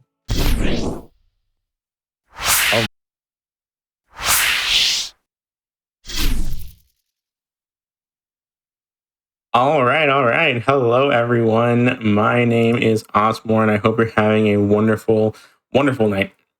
Welcome back to the first episode of the Scenic Route here on GDQ Hotfix, the show that is all about glitchless and no major glitches speedruns, or runs that just naturally have little to no glitches in them. And of course, happy International Day of Radiant Peace. Yes, I do have Check a Day up, and I almost forgot to mention a holiday for that bit, but happy International Radiant Day of Peace for all those who celebrate. With me, I have Root Origin playing Metroid Dread, any percent, no major glitches. At first, we saw a run that just naturally had little to no glitches in them, and then we had a run that was explicitly glitchless. And this run, there are glitches in it. Don't get it twisted, but there's still pretty big restrictions on the glitches that you use in this run. It's a bit longer than what you would see in like an unrestricted run. Especially, I know that the Dread community or the Metroid community in general are pretty heavy on NMG and glitchless runs in general. So I'm very excited to have Root here showing off any percent NMG for Dread, especially with a new route that was very recent in the community. So Root, take it away. Hello everybody, my name is Root, and like Oz said, I will be playing Metroid Dread, no major glitches, any percent. So in terms of restrictions on what no major glitches entails for Metroid Dread, essentially we will not be going through any walls or anything like that, but sometimes Samus's shots might. It's gonna come up pretty early on in the run, and I mean within like the first minute.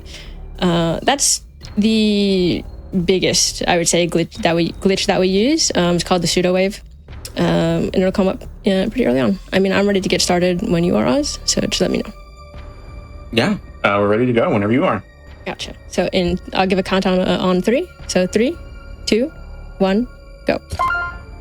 Good luck and have fun.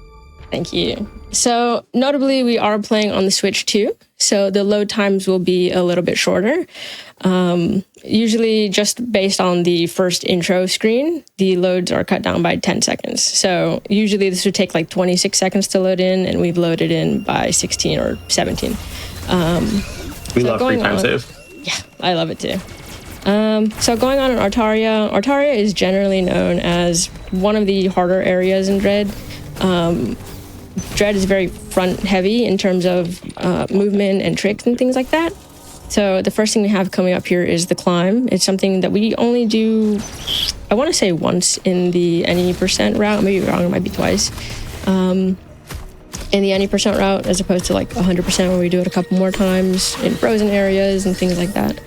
But it's essentially just a movement check, just to see how well you can do your ledge climbs. You can get past your ledges in general, fight enemies, and things like that. So this is where we're going to come up to our first pseudo wave, like this. So we break down, we pass an Emmy tutorial right there, and then we go into a second one right here. This one's a little bit more difficult, and this allows for our first really kind of significant sequence break, I would say, because normally you would actually go to the left and you would go get charge beam, but right now we're actually going to fight the first boss of the area, which is Corpius, and we don't have our charge beam, so we kind of have to be accurate with our missiles here. And then we're gonna get our Phantom Cloak. So we kind of gotta feel he goes invisible in the second phase, which makes it a little bit harder to be accurate. I'm gonna hope he goes invisible, but conveniently his weak spot does not. Yeah. I love very obvious weak points in my bosses. Me too. I love it. Because then when you're playing casually, you at least know where you're supposed to be going. Right? Exactly. So instead of getting Charge Beam first, we do get Phantom Cloak. So now we are going to go get Charge Beam. So a little bit out of order, but it does make for a little bit of a faster route. I believe going for early Cloak actually saves like 30 to 40 seconds based off the doing it glitchless. So pretty significant time save considering. So this is Adam. Adam is our biggest hater, if I'm being honest with you. And we're going to try to get rid of Adam as soon as we can. So we're just gonna. Adam might be our biggest hater, but you're also Adam's biggest hater. Like, I know that for a fact. We try to get him to stop talking as soon as we can, which will come up not in this area, but in Cataris, which is the second area of the game. But you'll notice here, once we head into the Emmy zone, that the Emmy is not active at all. That is because we have not gone through any kind of cutscene to actually activate it, so we're free to roam around and just be like not terrified that we're gonna get chased down by an Emmy, which is very nice. We're gonna go through this little cutscene here, basically telling us we can, I believe that there's items, hidden items on the map. You just have to look for the blinking areas. I'm gonna go through this little water section, and then we're gonna come up to our another little movement trick. It's called water skip, where we're gonna coyote jump. Is it where you skip water? Yes, I love that. Oz is very good at knowing what the names of tricks actually mean. Yeah. All right. I love it when I have basic knowledge of words and what they mean. Struggling a little bit here, but we'll get it. Oh, all right, never mind. We're gonna take a little swim. Oh. That's fine. Oh. Looks like we're not skipping the water. No. Sometimes, you gotta give appreciation to the water sometimes. It's fine. Yeah. It's called the Scenic Route for a reason, you know what I mean? Exactly. I'm just giving the people what they want, you know? Exactly. That's kind of the normal way you'd go through it, is you'd head into this little water pit and then come down this way. But then we're going to jump into another little water skip. It's a water platform skip, which saves a couple seconds. Normally from here, we would actually go left, hit a button, and then get some water to lift the platform. But with that little movement trick, we just skip that entirely, which is nice. So with that, we're pretty much at Charge Beam, which is our second upgrade of the game. Is it a beam that charges? Indeed. I'm goated. I don't know about y'all, but I just 2 for 2 already. He's on it. Exactly. I can count on him for that. Did you get? I mean, you already know what the Phantom Cloak does. But would you have been able to guess that? Is it a cloak that turns you into a phantom? Yeah, kind of. I guess. You can't deny that that's not what it does. I guess that works. But with our new upgrade, we're able to open up these charge room doors. So we're gonna do our second climb. I went over here, so we do go through it twice. It's a really good way to get your ledges, your ledge climbs like really crisp, I would say. It was a little bit of backtracking, but we are going to... We haven't gone to the right side of Artaria yet. It's mainly because we didn't have access to it. But with Phantom Cloak and Charge Beam, we do. So normally we wouldn't be able to go through this area because we wouldn't have had a Phantom Cloak yet. But since we do, no worries about that at all. Open up some Charge Beam doors. And then look at all that lava. One of my favorite parts about this game is the backgrounds. I think they're just so pretty, so beautiful. I do love the backgrounds. It does beg the question, though. Is Samus aware that she can only move in 2 directions? You know, it's a great question. Anytime it's brought up, it's a great question. I don't have an answer still. Is she? I think that would terrify me to know that. Exactly, right? Yeah. So with that, we have activated some lava switches, which, if you notice, there's this door on the bottom right here that was not active before, but once we talk to Adam, we'll be able to run through it. Hi, Adam. How you doing? Uploading data. I don't care. We don't care what Adam's doing. No, we're skipping. Mashing through text. We don't need to hear what he has to say to us. It's not going to be nice. It's just going to be Ravenbeak is the best. Ravenbeak can do this. You can't do this. And so it's going to be like, you know. All right. So now we have Magus Skip coming up. Magus Skip, don't ask me why it's called Magus Skip. I actually don't know. But essentially, we have to now activate the Emmy. So with that, the Emmy is active. We shoot that blob. Make sure he's coming after to chase us. If we don't, the game will soft lock. And then we head into the central unit. How many Emmys do you kill in any percent? I want to say 7. And how many are there? We kill all of them. We take out all of them. Oh, okay. Yeah. Oh, nice. Oh, are they required for progression? Yes. Nice. All right, so with that central unit down, we now have access to the Omega Cannon. And the Omega Cannon is the only thing that is able to take out the enemies. There is no item in the game. Oh, that's not good. There is no other item in the game that is able to take out the enemies other than the Omega Cannon. I'm a little scared, so we're gonna run this way. But yeah. There's nothing that terrifies me more than a fight that locks both you and your camera in place. Yeah, you're just standing there and you just gotta be like, well, gotta be confident. So there is actually a way to plant that Emmy. Planting just means that you literally just stay there. From that spot that I was in, I messed up the movement a little bit, so I had to kind of do a little bit of a workaround. Mainly because I would have just gotten killed. Which would not have been ideal. Fair and reasonable. Yeah. So with that, now we have Spider Magnet. Oz, can you tell me what Spider Magnet does? Is it a magnet that turns you into a spider? I see the confusion in your face. You cannot. You can give it to me. Because that is what it does. You can't. I mean, I guess I can give it to you, but just this one time. You get one, okay? One freebie. Okay, good. Just one freebie. Everything else has to be perfect. Okay, perfect. Okay, I'll keep that in mind. Okay. So now we're headed towards Cataris, which is the second area of the game, which is basically kind of like our hot areas. Do a little movement trick here. Oh.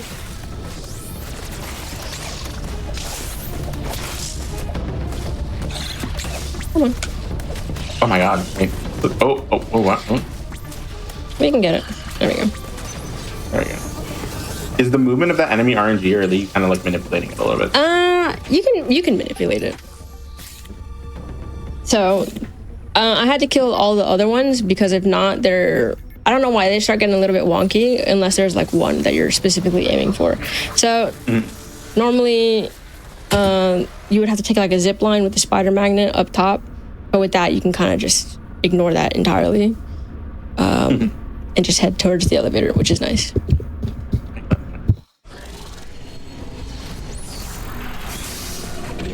All right, so now we're in Cataris, which once again is our hot areas for the most part. And a lot of areas are not going to be accessible to us at all. As you can see, there's a lot of flames. I see a suspicious lack of cats in an area called Cataract. I don't think I've ever seen a cat in Metroid, to be fair. That's what we need in Metroid Prime 4. Cats? A cat. Okay. Yeah. I'll let the devs Just know. one. I'll At least email. one. Can we have one cat, please? All right, so this is actually the last time we're going to hear Adam talk in general, which is God. wonderful. I think the last time that that I saw you ran this, Adam was described as someone whose entire interactions are just like, "Hey, it's not a good idea to do this, but like I can't stop you, so like go ahead, do what you want." Yeah, it depends if you played other M or not. If this game, sure, I guess. In other M, he definitely will stop you. But in this game, it's just kind of like he's just telling you that literally Ruby is the moving best. like Spider-Man up. You cannot tell me that Spider-Man does not turn you into a spider. I told you I'd give it to you. You don't want to take that? I do. I can sense the doubt in your voice. You want to not give it to me so badly. Yeah. All right, so we're doing a little bit of a hell run here. That really only saves, like, from what I've been told, 2 seconds. And if you die, you lose like 30. So it's a little bit risky, but it's not that difficult of a hell run, if I'm being honest. It could be much worse. But yeah, Artaria is probably the most front-heavy area of the game. It was kind of trick after trick after trick after trick, which is why it's usually called like Artaria, because you will reset most of your runs there. Cataract is kind of similar. It has one of the bigger skips in the game, which is the Adam skip. This is the skip where you skip Adam. I love that. Thank you so much. Thank you. Of course, I'll be here all week. I won't, but you get the idea. All right, so there I tried to perform a hell pseudo, which is essentially I would be able to hit that button, this button right here from the bottom left-hand screen, but it's a little bit, the angle is a little bit difficult. So it's not like the end of the world if you don't get it. It's just really nice if you do. But that activates these magnets over here to start working. And then we can proceed onwards. We're going to open this door over here, go up, and we're going to aim upwards over here so we can open that gate up top. So that way when we come here in a little bit, we won't have to worry about it. So the next big trick coming up is Adam save skip, which is essentially 5 frame perfect jumps to be able Naturally, as one does. to just be able to clear a wall.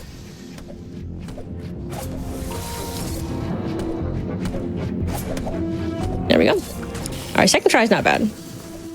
So those are frame perfect, you said? Yes, but it's very rhythmic.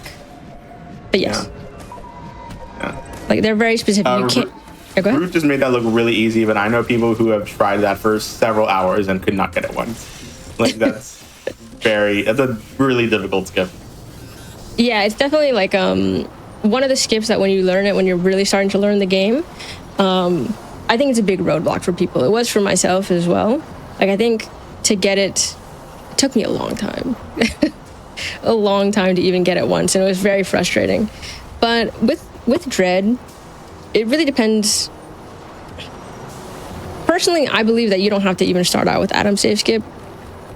Like if you want to run the game and you're like, I don't want to learn Adam save skip. You're like, I don't think you have to.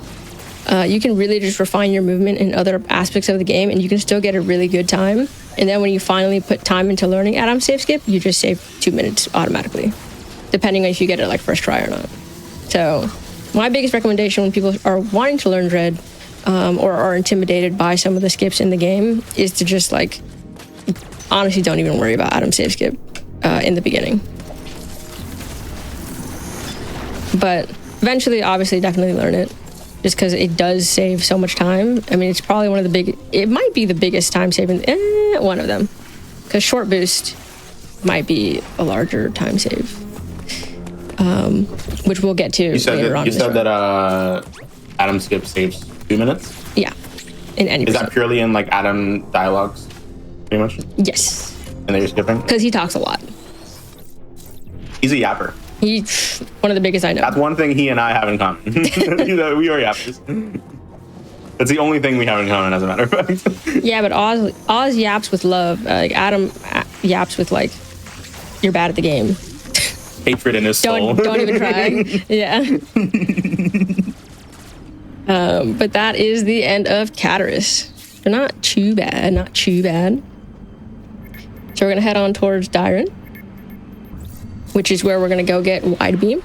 Or if you're a Super Metroid enjoyer, Spazer. It really depends on what you like.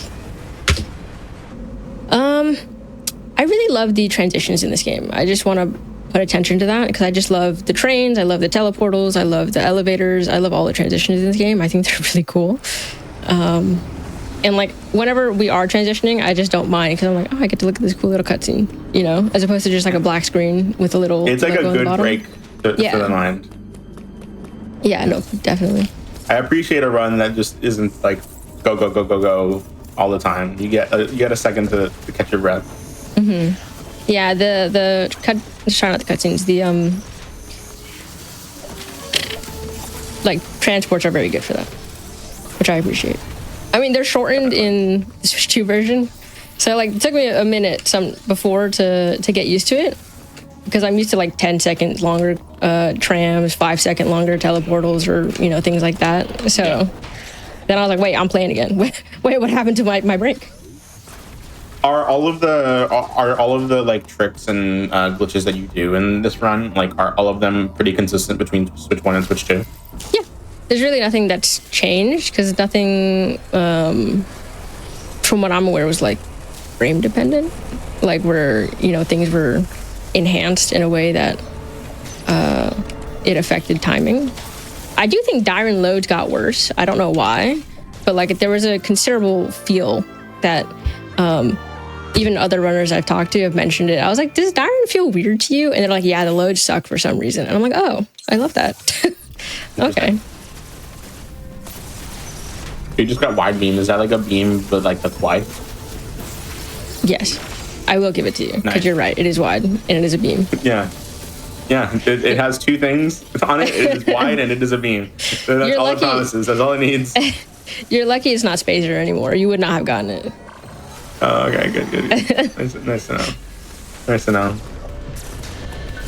All right, so Wide Beam allows us to open Wide Beam doors, move these Wide Beam blocks, and things like that. And it also just gives us more DPS in general. We basically triple our DPS, which is wonderful. Yeah, so we're pretty much done with Dyron for now. We kind of just go in and out of Dyron until Cataris. I don't think we're going to go back to Dyron for a little bit. All right, so another transport tram.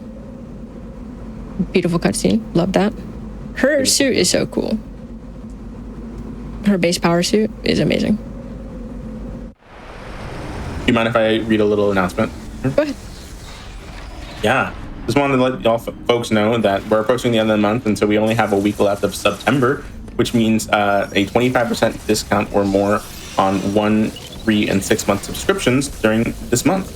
So if you're enjoying the stream and you want to consider taking advantage of this discount and subscribe for exclusive emotes, ad-free viewing, and access to chat during replays, you can always support the stream by sharing Games Done Quick channel with your friends and subscribing yourself if you can. And we really do appreciate your support.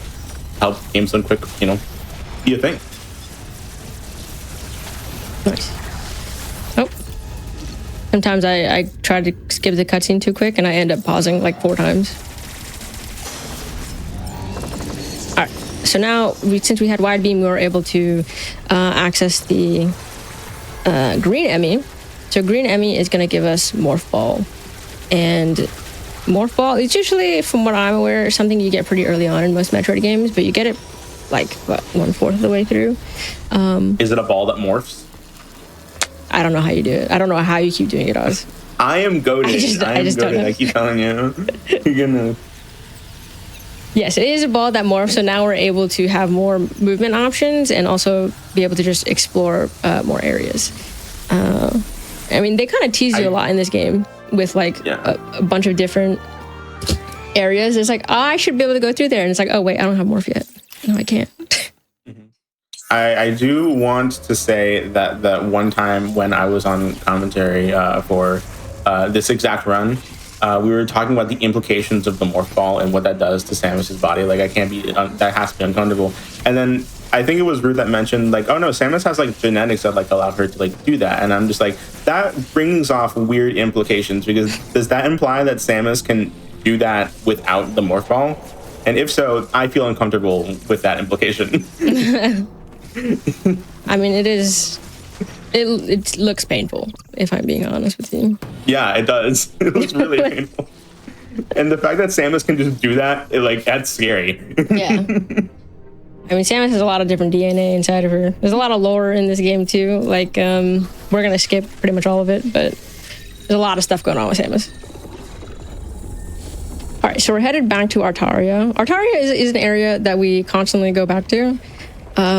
Even if pretty much every runner dislikes it. I think it's a cool area, but it's just so rough sometimes, because like once you reset like 50 billion times in the beginning of the game, it's like, I don't ever want to see the area again, and then you just keep coming back and it's like, oh, okay. But we're gonna head towards this upper area, which we have never been to before, and we're gonna go through a little bit of an escape sequence. So I don't know what made them do an escape sequence in the middle of the game, but I'm glad they did, because I remember the first time that I ever played it, and it did make me panic. Every Metroid game has to have an obligatory escape sequence. It's just that this one has 2. Yeah. I think that's why I was even more surprised. I'm like, why is it happening right now? But it's a pretty cool one. Well, hot one, I guess. There's a bunch of fire. Yeah, I see what you did there. All right. So nothing too bad. But with that, since a bunch of fire, coming to get us, you can see there's a hot room right there. What do you think our next item is? Well, it's there. Varia suit. There is nothing that I could guess of what the Varia suit does that would make it break. Yeah. I would have to know what Varia is. Yeah. By itself. So the Varia suit. We're not going to try on that one. You're going to veto that one? You'll be like, no, I'm not going to try. No, we're not. All right. But the Varia suit does allow us to go into hot rooms now. So we can't enter lava or anything, but we can just enter areas that are heated. And we also have giant boulder shoulders. Are they shoulders the size of boulders? Yeah, look at them. Look at them. I wouldn't call those boulder size. They're like medium rock size at best. Okay, fine. Medium rock shoulder. How about that? Exactly. It doesn't roll off the tongue as well though. Medium rock shoulder. No, you're right. Medium rock shoulders. Yeah, I think we gotta be a lot bigger to be boulders, They're pretty big. Look, they're bigger than our head. That is true. Actually. Yeah. I didn't really take that into consideration, but you make a good point. I made a good point. I'm glad. So Cataris being our hot area, we are now going underneath Cataris, since we have Varia suit now, thanks to that lovely escape sequence from Artaria. And we're actually going to go into a boss fight. I think only our second boss fight in the game so far, at the very least. And that is going to be... Do you remember, Oz? Let's see if you remember.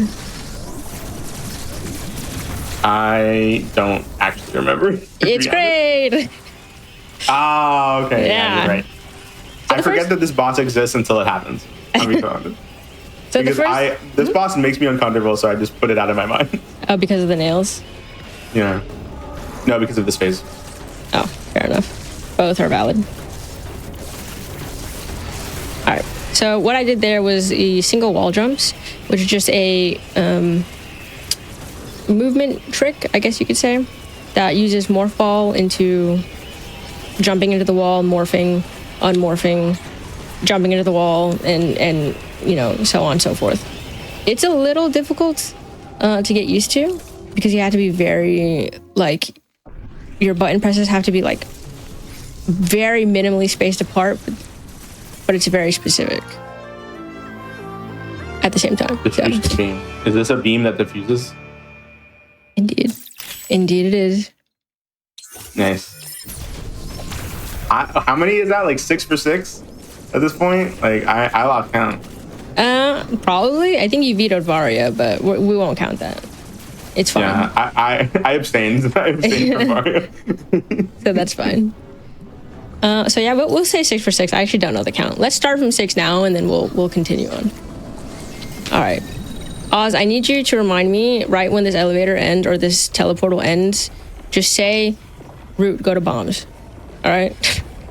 When this elevator ends, say route, go to bombs? Okay. Yes, just say route, go to bombs. I will forget in 5 seconds, and I don't want to do that because I will go the wrong way. All right, cool. Route, you should go to bombs. Okay, thank you.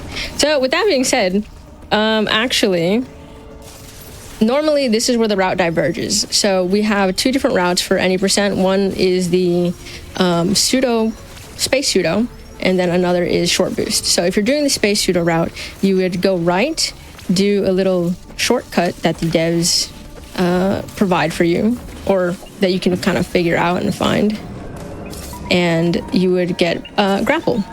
But since we don't want to do that right now, we want to go get bombs first, and then we'll get grapple a little bit later. But that's kind of the beginning. That marks the difference of the short boost route to the space shooter route. So right here, I'm gonna do another pseudo.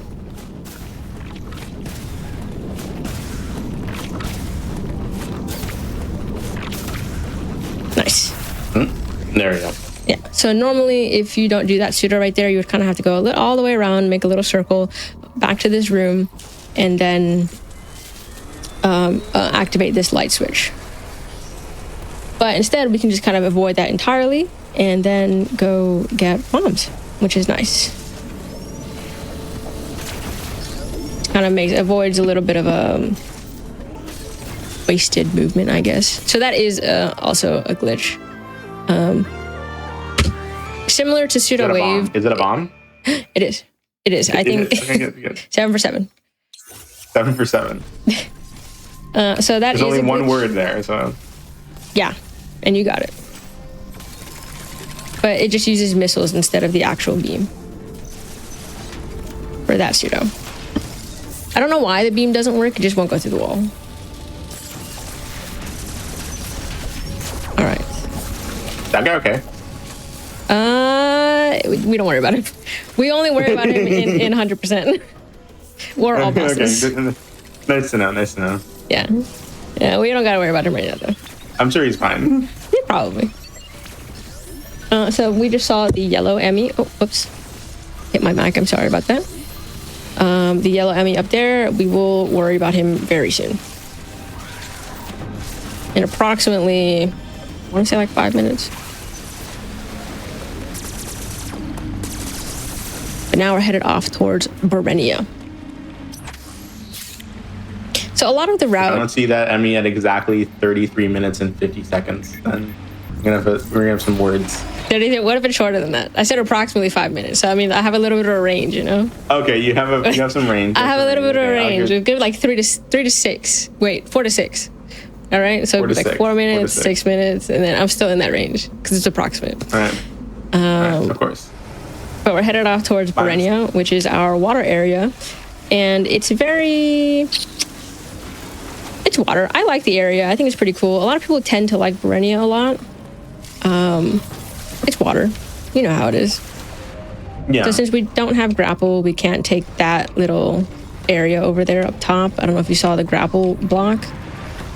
But we just can't take that. On the scale of water levels, do you think this one ranks higher in terms of it being good? Yeah. I mean, I like it personally, but I'm very biased towards this game, so it's not fair. No, that's fair. But we're headed towards here. This area up top is blocked off for right now. As you can see, we can't even try to enter it. So we're gonna head down this way. Oh, oops. I don't have grapple.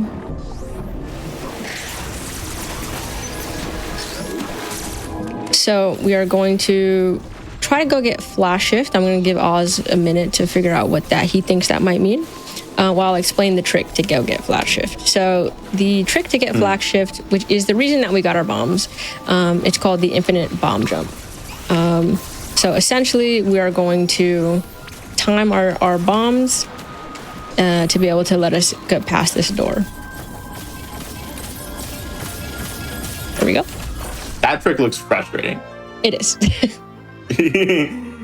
Actually, I've been struggling with it lately. You know how sometimes you know a trick and you can do a trick, but then there's just times where like you kind of just lose it, like the muscle memory for it a little bit. It's like not gone, but it's a bit rusty. It's been pretty rusty for me lately, so I had to practice it a lot today because I was like, oh my god.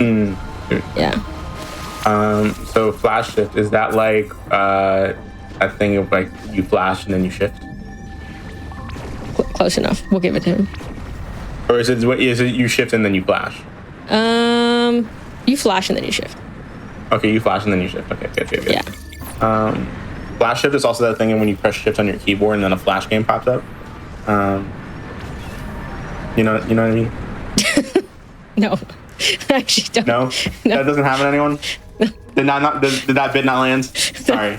Sorry. Tough audience? Sorry. Tough crowd? Okay, sorry. So there. Work on my material. Just brush it up. We'll ignore that one. Don't worry. Exactly. So there, in Berenia, I actually performed 2 other pseudo waves that just let me skip some going underwater.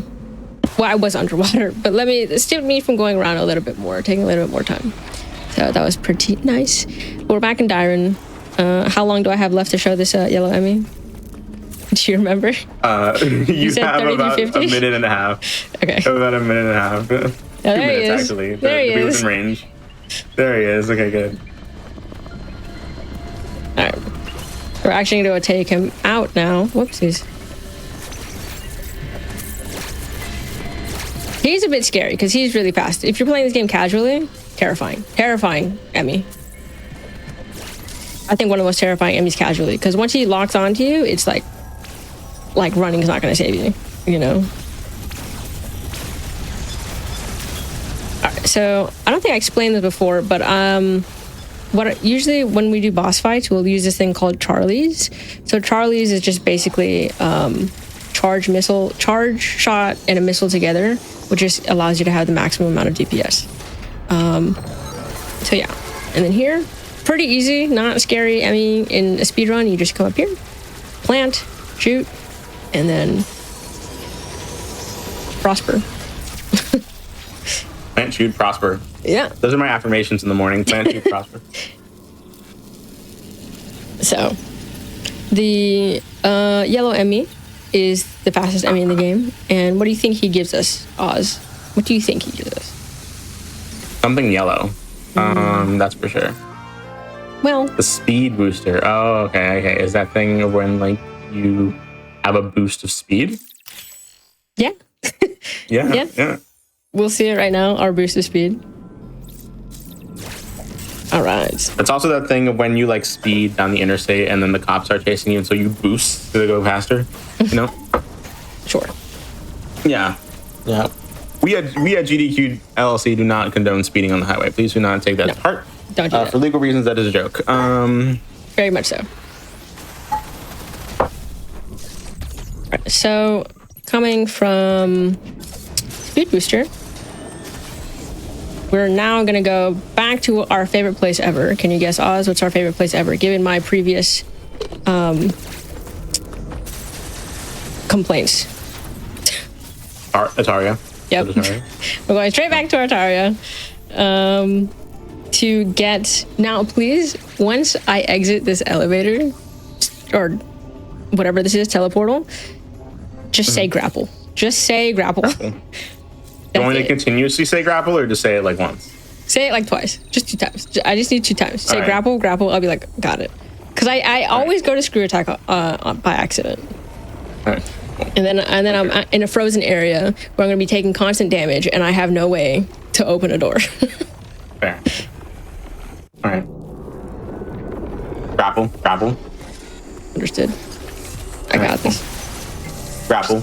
I need another time for one good more. measure. Just get it. Thank you. Yeah, for good measure. You know me. Of course. All right. Dang, she is zooming. My goodness. Oh. Yeah. So that's grapple beam, which is nice. Is it a beam that grapples? Indeed. Nice. What is that, 8 for 8?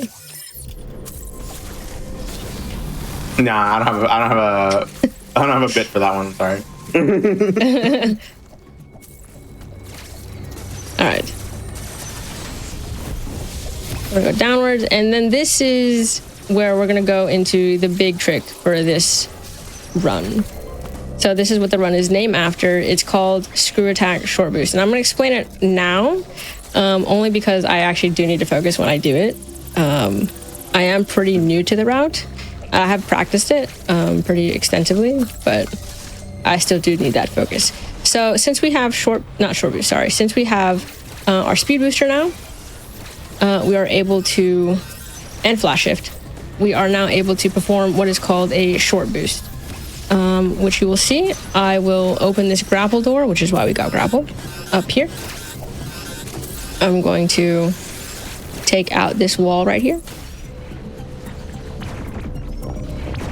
Gonna gain some more health. So I am taking constant damage here, which is not fun. Makes it a little bit more nerve-wracking.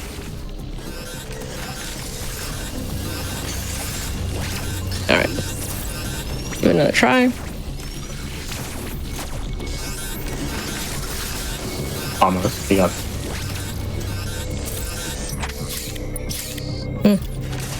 A little bit too, I want to say early, or maybe just not good enough on the flasher.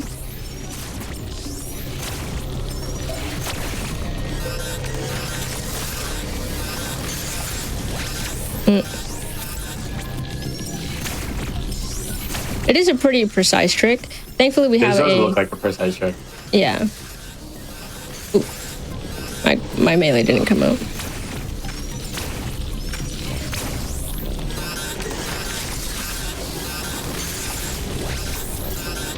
Close.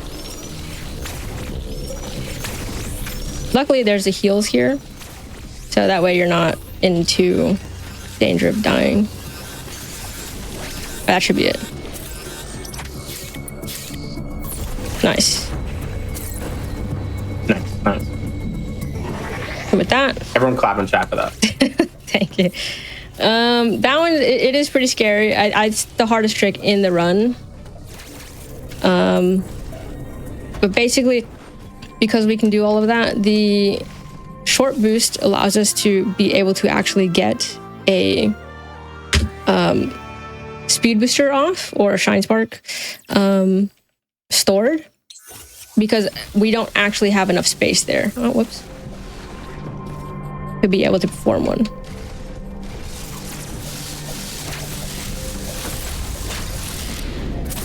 All right. So now we're gonna leave Artaria and hopefully never come back again. Actually, don't know if we do. I don't think we do. But that's pretty much the scariest part of the run. So now we have Screw Attack, which is great. So Screw Attack is great not only for DPS, actually mainly for DPS, because you can pretty much annihilate anything. Oh, anything in your path.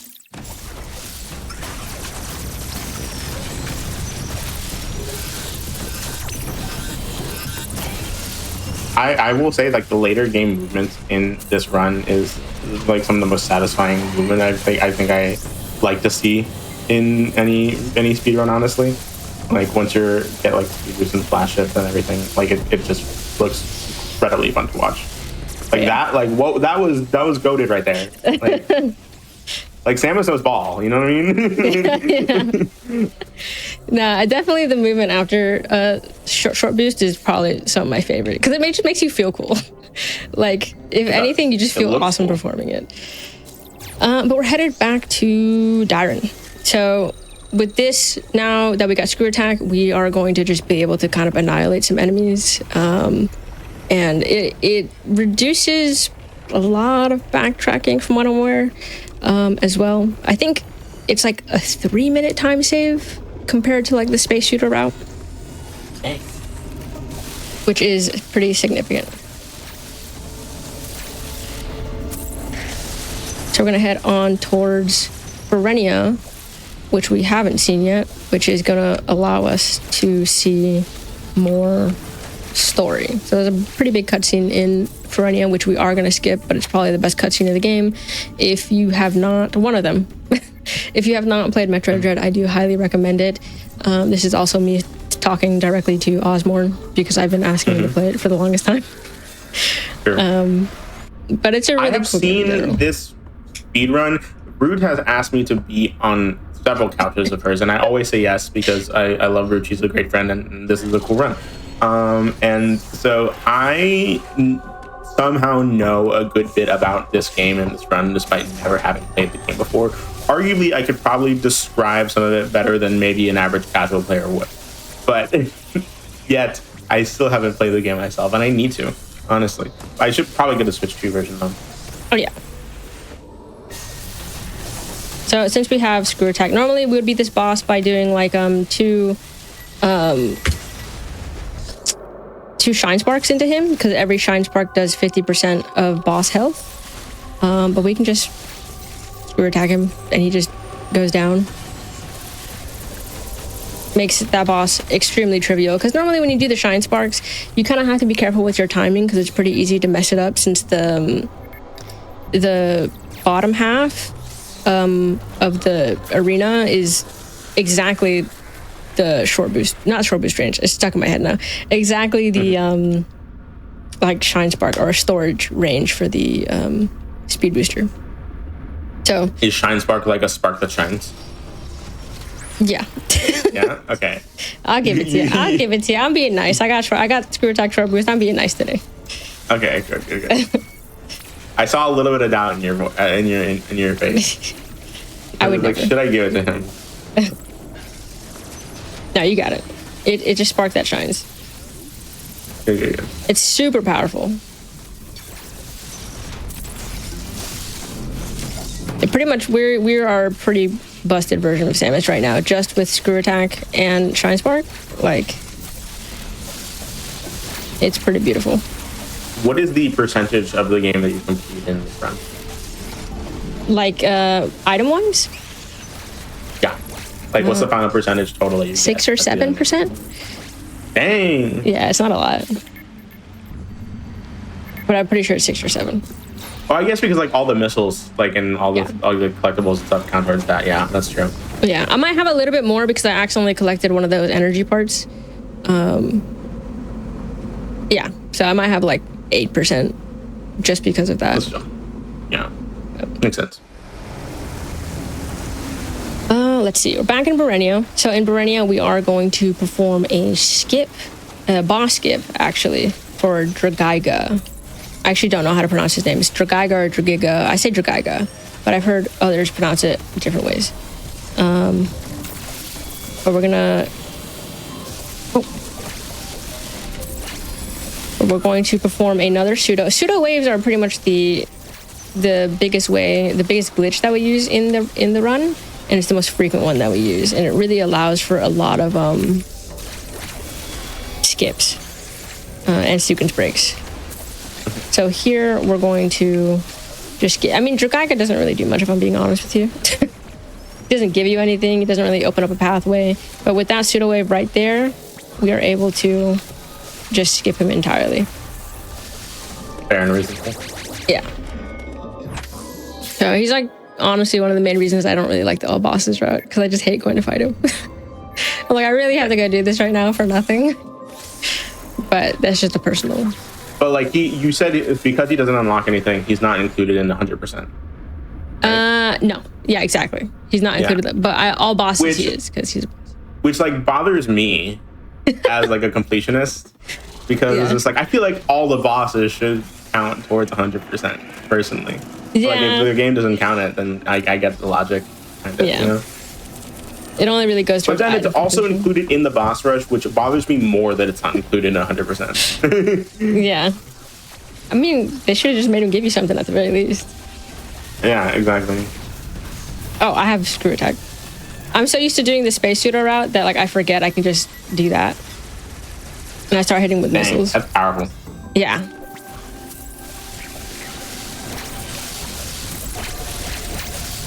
And we can just make our way downtown in Gavern. I'm walking fast. Faces past. And I'm homebound. Yeah.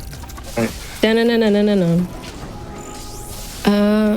Yeah, in Gavern, we're gonna head towards super missiles, which are not as good as most people would probably like them to be. We really only use them to unlock 2 doors, and then we get ice missiles. And then we just forget. That's super? It should be, but it's not. But I'll give it to you. You're not wrong. Dang, some super missile shade and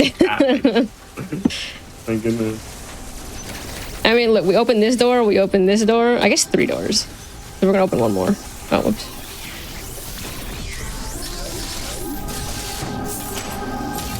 We're gonna open one more door. This one, which is really the story progression door. Oh. And then we're gonna head towards my personal least favorite area, which is Elin.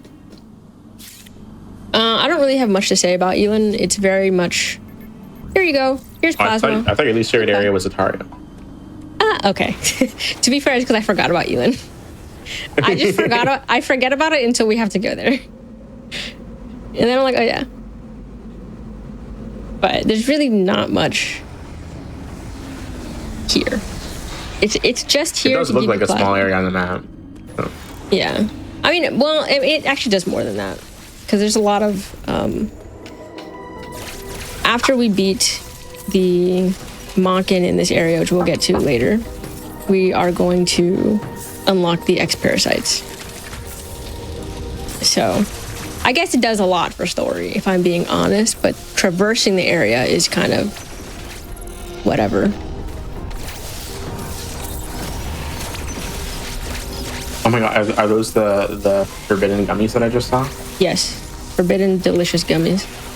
Delicious gummies. Yes. Which is terrifying that the X-Parasites still exist. Okay. Plasma beam. Is that a beam of plasma? Yeah, it is. Nice. I have to give you that one. Yeah. I don't think you can't argue with that one. No, I can't. All right, then form this little speed booster, speed keep, that's the word I was looking. And then we're gonna mash.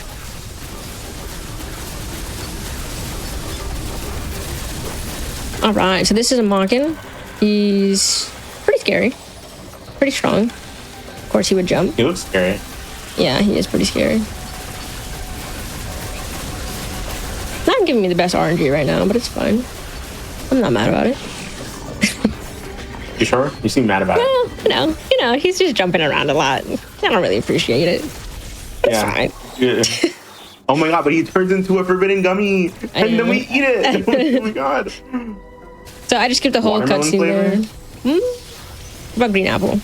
Look, green apple to me. So we skipped the whole cutscene there, but pretty much it's telling us that the X-Parasites are now unlocked, and that's bad. Just know that's bad. It's not a good thing. I understand. Yeah. Tell us in chat, everyone, what your favorite flavor of X-Parasite is. What's your favorite flavor of X-Parasite Root? Oh, skipping a cutscene. My favorite... That's not a flavor. I always forget it's there. Cherry? Strawberry? Okay, that's good. Usually like red. Strawberry? The red ones? Okay, that's good. Oh, that's not good.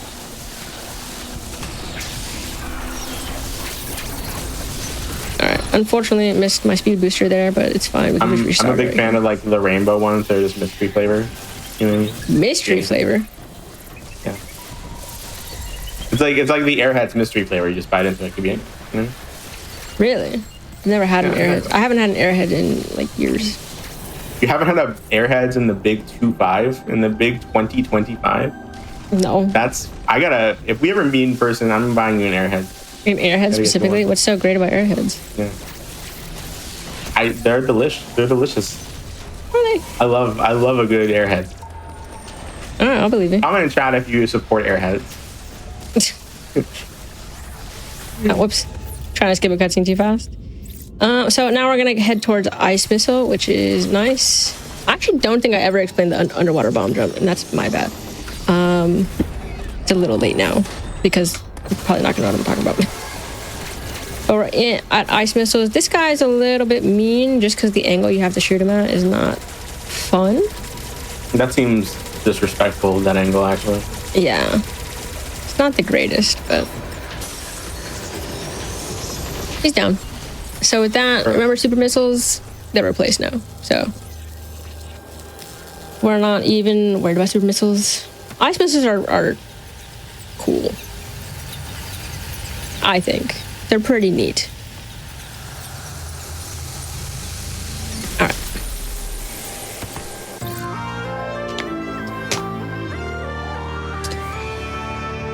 Nice.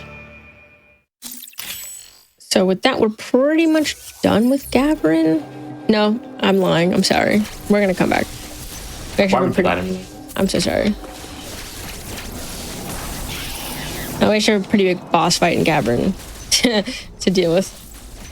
And this is a little bit of a preview of him. Whoa, what was that guy? A little preview of what's coming up. All right. So since we have screw attack, these blocks up here that you can see that are blue are actually screw attack blocks, and I missed. That's my bad. How dare I? All right. Some X parasites is on the way there. Okay.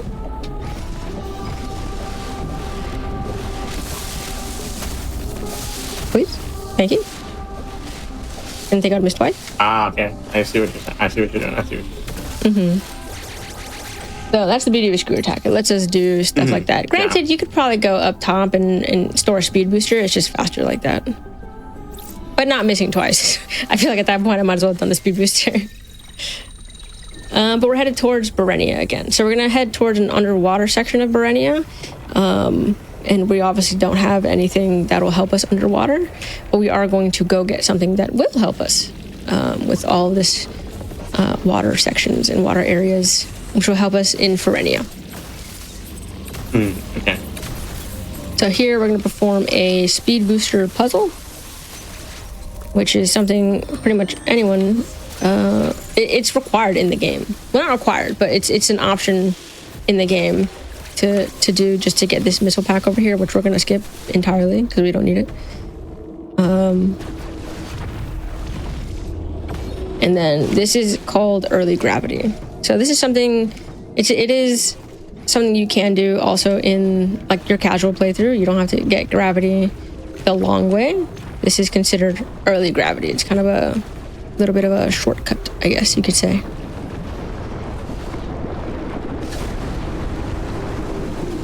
Breaking that down. But I remember when I got gravity, I had to have space jump already. I went through such a long pathway. Back in my day, we worked for gravity. That's what I'm saying. Back in my day, kids don't know what they have. Kids these days just get gravity so easily. But yeah. So now we are free to move underwater, use our speed boosters, do whatever we want, and not have to worry about anything. So actually, we're gonna go back to Gavrin. What happened to my speed booster? That gravity suit must weigh 1,000 pounds on Samus if she can just casually walk underwater with it. I don't ever doubt Samus's strength. That can't be healthy for the back or the shoulders. All right, so now we're gonna go through this little boss fight.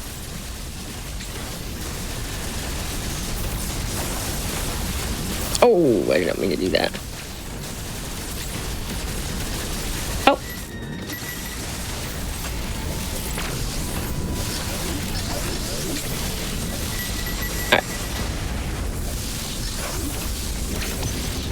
right, perfect. Double Robo Chozo fight. That's probably, in my opinion, in Dread mode specifically, a very hard fight. But in any other... Do you play on Dread mode often? No, I haven't played in Dread mode in a while. But I tried to do a run in it before, and then I was like, you know what? I could just, like, not do that and have fun. How does this run compare to, like, I know that there's a few different tiers of glitches in the Dread community. So how does this compare to, like, the glitchless route or, like, the unrestricted route? In terms of what?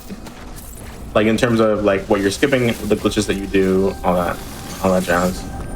So compared to the unrestricted route, you skip, like, it's like maybe like a 40-minute run. It's very short. You skip a lot of things. You're basically trying to get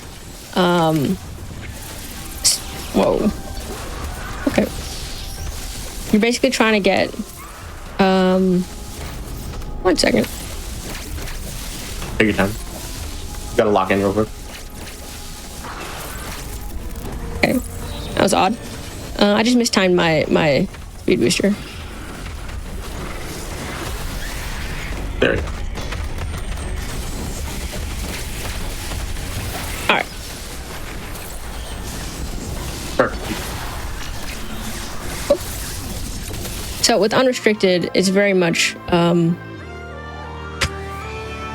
it's similar to NMG up until a certain point. So a lot of the games and a lot of the routes are very similar. But in unrestricted, once you get like flash shift, grapple, and speed booster, you're pretty much going to end game at that point. Because you can just start going through walls, you can start doing a bunch of different things that just negate anything else that you would need. So usually early games are all very similar. After that early game, maybe like the 25-minute mark, it's like it varies a lot. As for glitchless, glitchless is very similar from what I remember back in my day. No. From what I remember Back in your day. when I was a little bit more active, it's very similar to like the space shooter route. There's some variation to the route, but it's pretty similar. It doesn't vary too much. Mm-hmm. I see. Yeah. I mean, my recommendation for any route to start with, that being said, Glitchless does have some movement that is like, even to this day, I won't do. Like Glitchless early space, I refuse to even try. Because I just never liked the trick. I never liked the trick at all. I could probably do it, but I don't enjoy it. Glitchless early ice is another movement trick that can be pretty difficult to kind of master. So there's a lot of movement tricks that are, like, it's not necessarily easier to play glitchless than NMG, but there are, you know, varying things that, depending on the kind of player that you are, you might enjoy more or you might enjoy less. Like I started on NMG, but I started when the route was pretty simple. Like we didn't even have atom skip when I started out, you know? We're gonna avoid this Emmy. Oh, I lied. He got me. I meant to Phantom Cloak there. He shouldn't reach me though.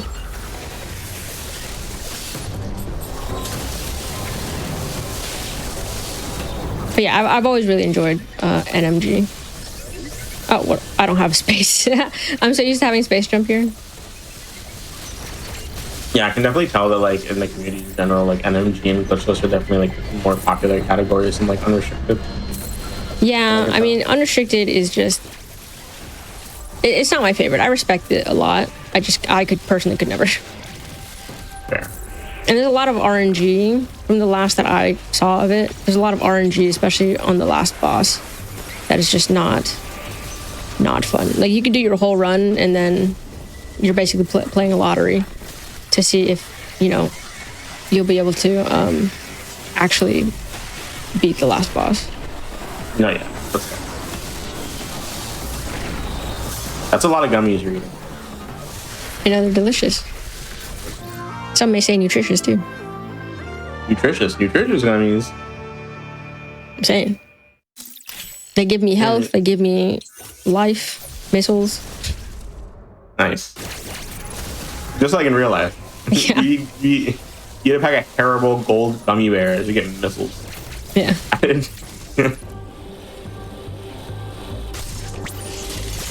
Alright, so now we have Storm Missile, which allows us to open up these doors over here. Is it like a storm of missiles? Perfect. I'm 9 for 9 at this point. I'm saying. What doesn't he know? I know everything. That's a lie. I don't. Alright, Storm Missile also allows us to add our DPS, which is nice.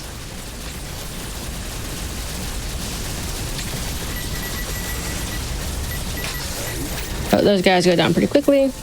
Now we're gonna head towards Space Jump. Is it like when you jump and you get more space? I might have to not give you that one. Oh no. Yeah, I'm sorry. Come on. Okay. We lost the streak. No, but I need to respect it. I only get one freebie, and I got the freebie earlier. So what would you describe Space Jump as doing? I mean, like on a technical sense, unlimited jumps. Yeah. Unlimited jumps? Yeah. Oh, well then you're jumping and you're getting more space. Okay.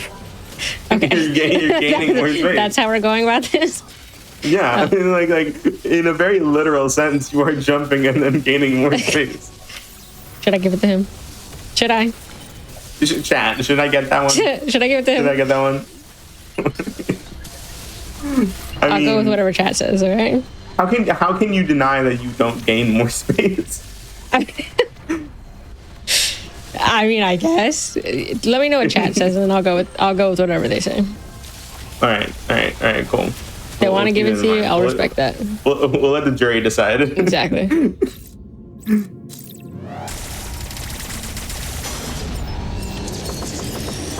So the purple Emmy, also known as the Wave Emmy, is the scariest Emmy in the game.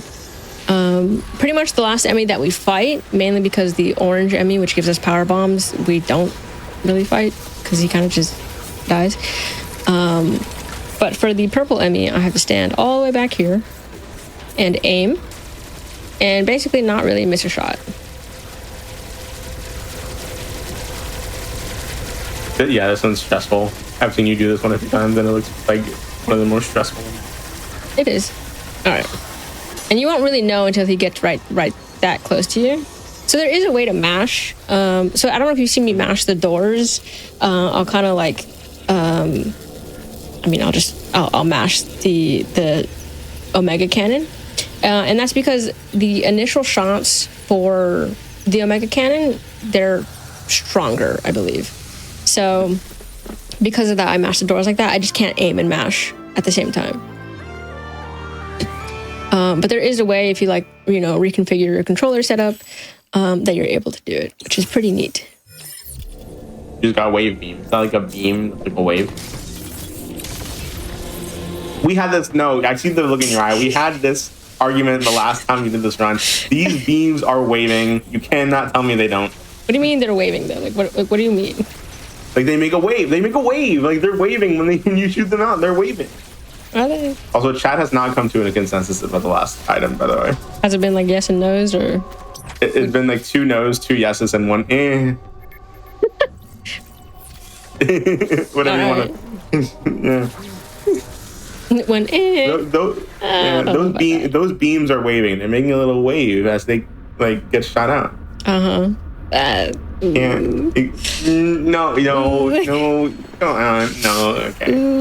Okay. We can let chat decide that one too. Yeah.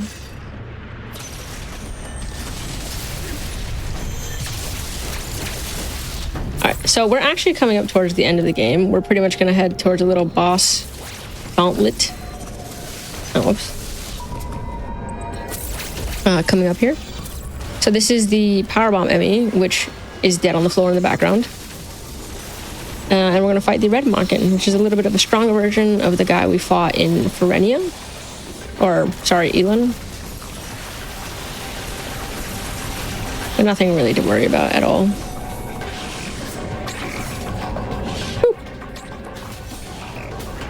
Alright, and he's pretty much down from there. So with that, we're going to get power bombs. We're going to have one more boss fight. The Monkens are considered bosses. They're just very similar to each other. And then we will head on to our dad, which is Ravenbeak.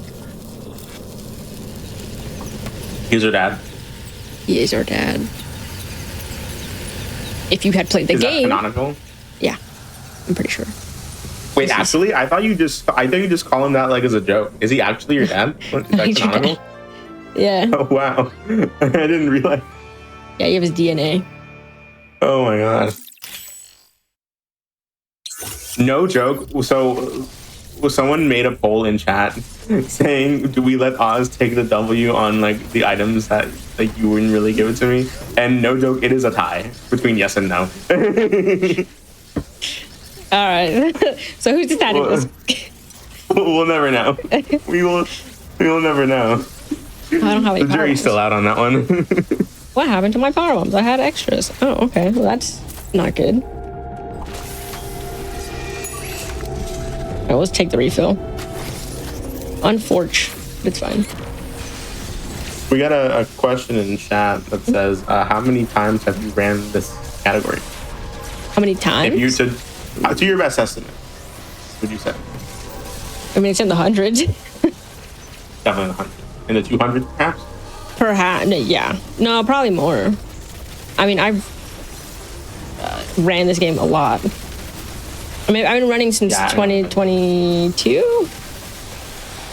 Took a year after the game came out? Yeah, and there was a point where I would do like one run a day. Like I wouldn't, like one no reset. I would like make it a goal to do that for like a year. I did that. So definitely like a lot. Fair. I would probably put it like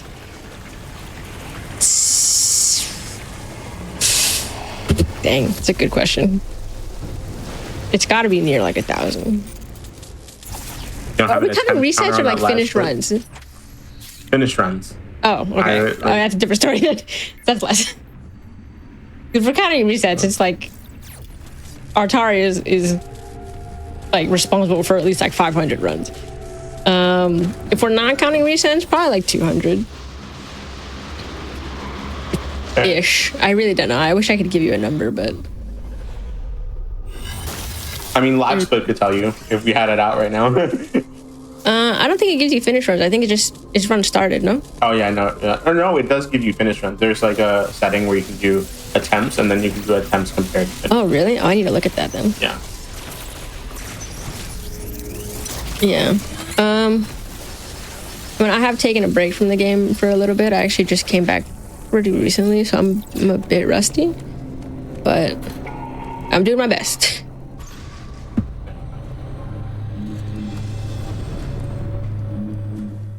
All right, so this is our dad, Ravenbeak. Hi, Dad. Isn't Samus canonically like 6 feet taller? Probably, yeah. So how tall is your dad? A little bit too tall. He should share. That's how I feel. He should share the height. Yeah. Yeah. So in the I mean, I first feel that as a 5'5" short king, I get that. you should share too. Exactly. All right, so Ravenbeak, we're doing a little bit of manipulation to keep him on the left side here. Unfortunately, hit me with the cannon twice, which forces me to move, which is not what I want. Oh, that works. Then second phase. Good enough start.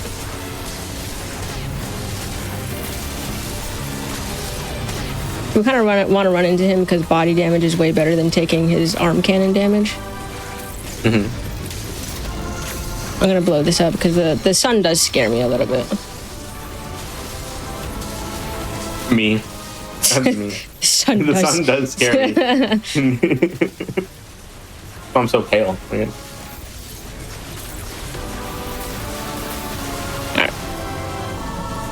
that's Mr. Beak. That fight is pretty optimized. Like if you see really top runners do that fight, I think it can go to like 50 something seconds, which is. And now we get Samus's final form. Yes, Samus's final form. We truly are Metroid. Wait till he crawls forward, and then we're gonna shoot.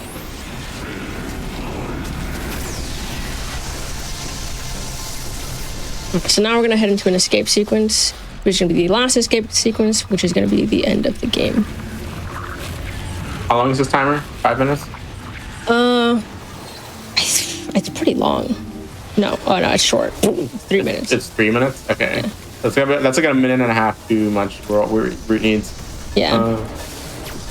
Yeah, I remember playing it for the first time though and be like, 3 minutes is too short. What do you want me to do? But yeah, when you know the route, it's a little bit too much. Can you save the animals in this game? Or is that just original? That's unfortunate. I feel like that should be a thing in every game. Should have just made it in every game, save the animals. Yeah, exactly. All right. Gonna head out. We can demolish everything in our path. Anything that touches us, boom, dies. Our Omega Cannon is absolutely busted. Or Hyper Cannon.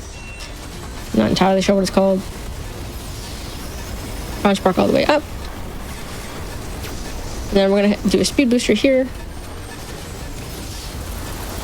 1, 2, 3, 4, 5, 6, 7, 8, and time. GG. GG. All right. So that's Metroid Dread, any percent NMG, specifically the short boost route, which is a pretty fun one. Let's see our percentage. I know you were asking about the percentage, Oz. I was. I'm curious. It's going to be a little bit off just because I accidentally grabbed like one extra item. Can't be that far off.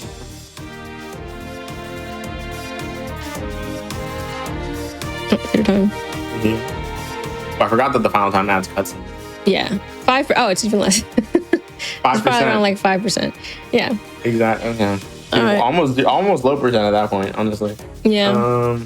Well, Oz, thank you for having me on. Thank you for anyone that stayed and watched the any percent NMG run for Metroid Dread. If you do want to play the game, I do highly recommend picking up really any route. If you want to play the NMG route, you can start off with Space Pseudo if you're a little bit intimidated by Short Boost.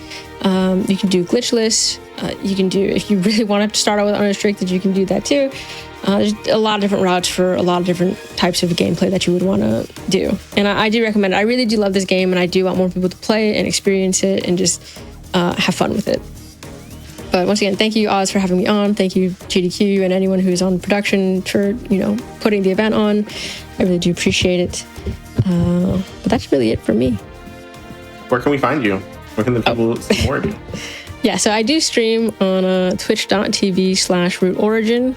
I do also have a YouTube channel, youtube.com/Root Origin. For gameplays and VODs, I have another YouTube channel for that too. It's just Root Origin TV. It's just pretty much uncut gameplay VODs if you're interested in that. I have been trying to upload more to YouTube, and I have been trying to stream more in general. So if you want to come find me there. Thank you. Thank you so much, Root. That was an amazing run and an amazing final run to end the premiere of the Scenic Route. I hope y'all enjoyed the episode. We saw really, really good runs today. Again, runs that, just naturally didn't have a lot of glitches, a explicitly glitchless run, and now NMG with some glitches, but still you're able to have a pretty heavy restrictions on the glitches in those runs, and absolutely amazing runs by all of the talent involved in that. I'm very proud of each and every one of you, and I hope that everyone here in chat enjoyed this. We're going to be back here in 2 weeks again, every other Monday at 10 p.m. right after Parallels Paths. I'm very happy with how this first episode went, and I hope that y'all tune in the future for more episodes because I'm very excited to see where this show goes. And so If you missed out on our hotfix shows tonight, don't worry. You can stay tuned for a replay of Perilous Paths and, of course, of the Scenic Route coming up right after this break. And, of course, tune in tomorrow for more GDQ hotfix shows at 7 p.m. Eastern. And if you are watching this on YouTube, don't forget to like and subscribe. It really helps out the channel and it allows us to get more boost and viewership as well on that medium too. And so please have a wonderful night, y'all. I hope y'all will come back in 2 weeks to see more of the Scenic Route, and I will see y'all around. Bye.